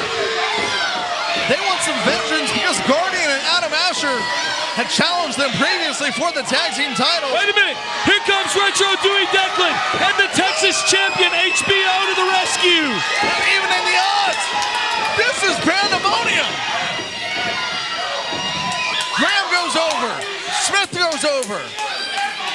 HBO and Dewey are brawling with them. They're going to brawl back to the locker room, perhaps. Brixton now, he's got that, what's left of the case for Christ. Yeah, but he may have done damage to his back, Bobby. I'm surprised he's standing. He may have broken his butt bone. He could have broken his tailbone. Wait a minute. It's Bam Bam. It's Bam Bam. It's Bam Bam. Super kick. Wait, it's Johnny Lawless. What's Johnny doing? Lone Star Slam. Lone Star Slam on Bam Bam Malone. It's Aiden the Dragon! It's Aiden the Dragon! It's Aiden the Dragon! The Dragon is here and Johnny has no idea!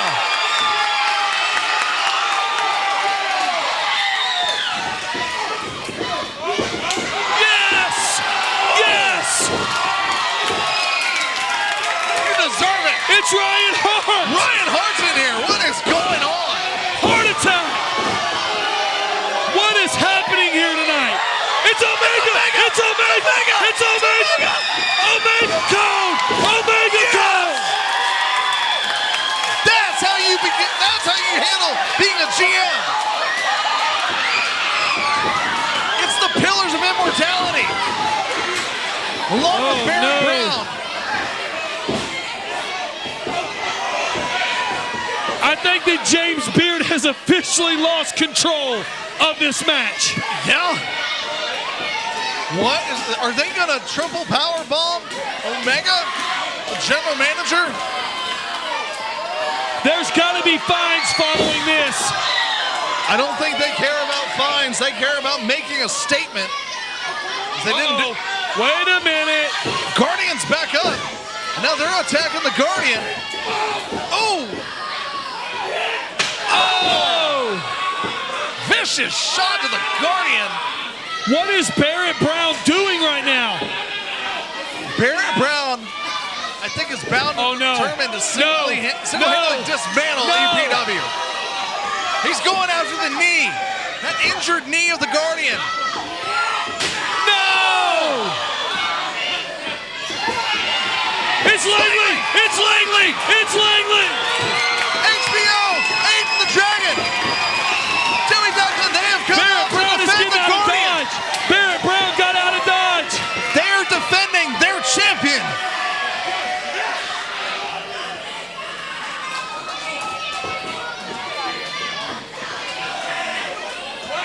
This is insanity. Oh, look at Omega is going after Barrett Brown down front. They've got a lot of history too. Wait a minute, wait.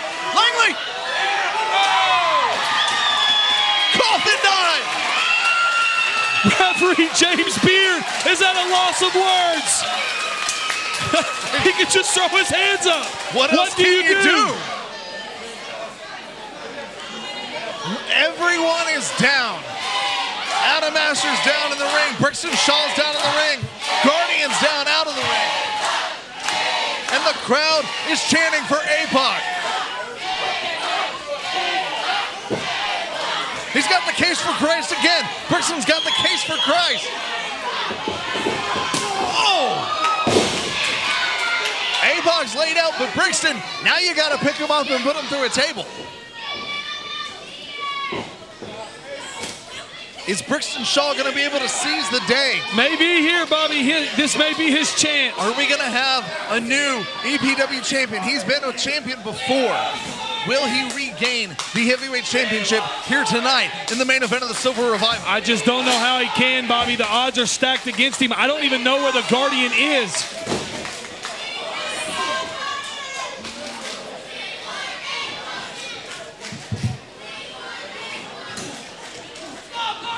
Brixton Shaw setting up the table. And he needs to hurry if he's going to capitalize on a down Adam Asher. Adam Asher's taken such a beating. But Adam Asher has taken beating after beating for 25 years and has never stopped him. And tonight, he is still fighting, clawing, grasping at his opportunity to become the EPW champion as Brixton Shaw puts the boots to Adam Asher. I'm going to tell you this, Bobby. The Guardian has been the face of this organization since he's taken that EPW championship away from Bam Bam Malone. I do not want to see Brixton Shaw be the face of this company. Anyone but Brixton Shaw, Bobby. Time is going to tell, but he just drives the face of Adam Asher into the end of that table. Drives it in again. Drives it in hard enough, he'd be the new champion. But what has he got in mind here?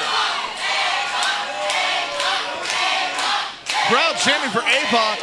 Brixton taunting the crowd as he climbs up to the top rope. If he hits something here, it's all over. Oh! APOC quick to think.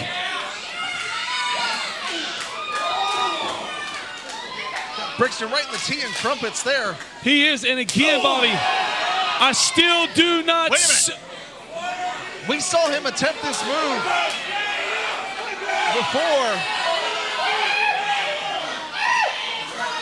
Almost an inverted, going for like an inverted razor's edge. If he hits this, we'll have a new champion. Look at the strength here. Oh no. Brixton Shaw counters. Wait a minute. And the dice! We got a new champion! Oh my gosh! We have a new champion! APOC did it!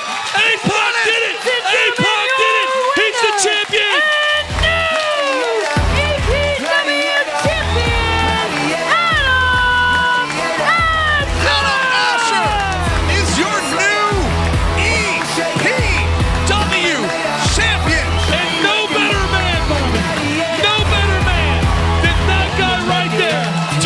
EPW in to the future. A fight was in lines. I had to keep on reaching up, 'cause it was my time to tear down the kingdom, call out the lions.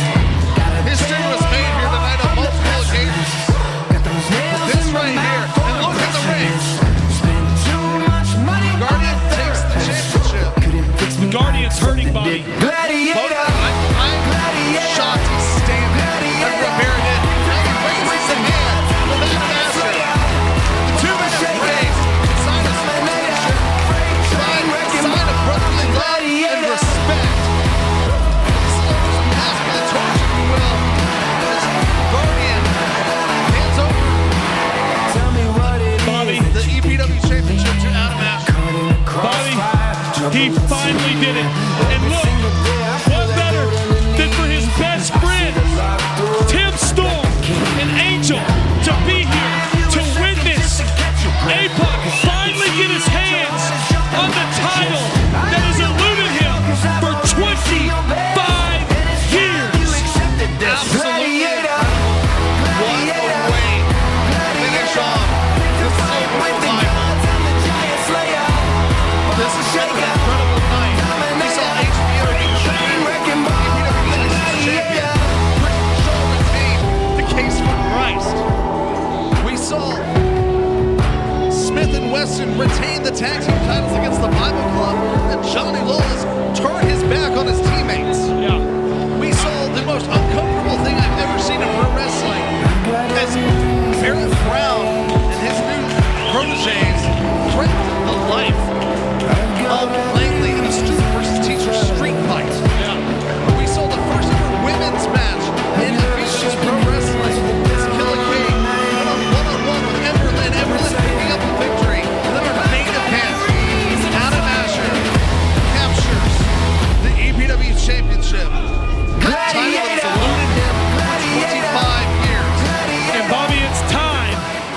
most important part of the night.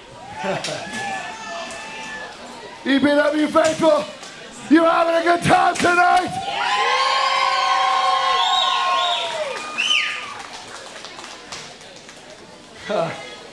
We are running long, so I'm going to cut this very short.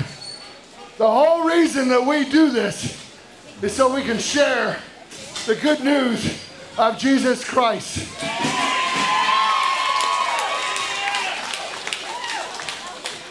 For 25 years, to the date, give me just a few minutes, guys, just a few minutes of your time. For 25 years, to the date, I have gotten in this ring, and I've put my body on the line. I've got to travel the world with literally my best friends, beating ourselves up so that we might have 5 minutes of your undivided attention. So that's what I'm asking for. 3 minutes of your undivided attention. I had a bunch of scriptures I was going to go through, but I'm going to cut it very short.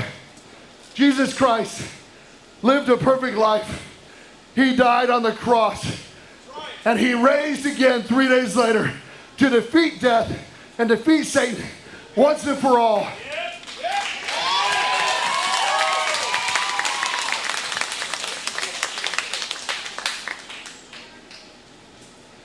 And because he rose, he gave us a direct pathway to God the Father. All we have to do is acknowledge that we are not perfect, that we are born sinful people, and it's not even our fault. But God loves us so much. I'm going to quote one verse, John 3:16. If you know it, say it with me. God so loved the world that he gave his only begotten Son, so that who shall ever believe in him will have life and life everlasting. That is God's promise. Easter was a few weeks ago, and we celebrated his death and resurrection. Tonight is the night. The Bible tells us in 2 Corinthians that today is the day of salvation.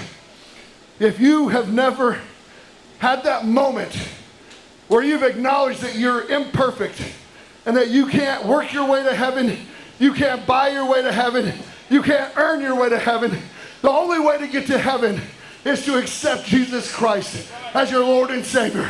Can I get an amen?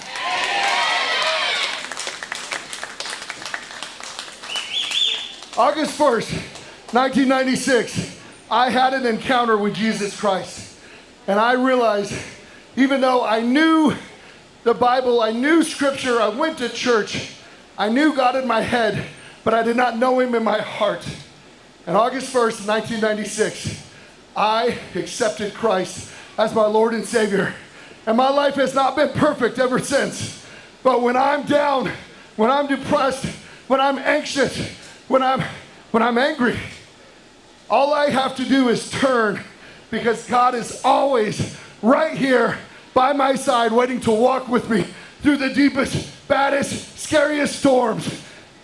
Can I get an amen? All right, guys, this is it. I hope you had fun. This is literally a year in the making in my vision.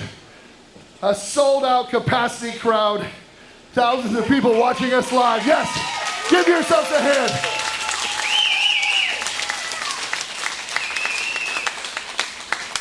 Today's the day of salvation. I'm going to ask you in a minute to close your eyes. But I'm also going to challenge you. The Bible also tells us that if we will not confess the Father openly, then Jesus will not confess us before the Father. So we have to make a stand. We have to make a declaration. I'm going to give you an opportunity here in just a minute. So do me a favor. Close your eyes.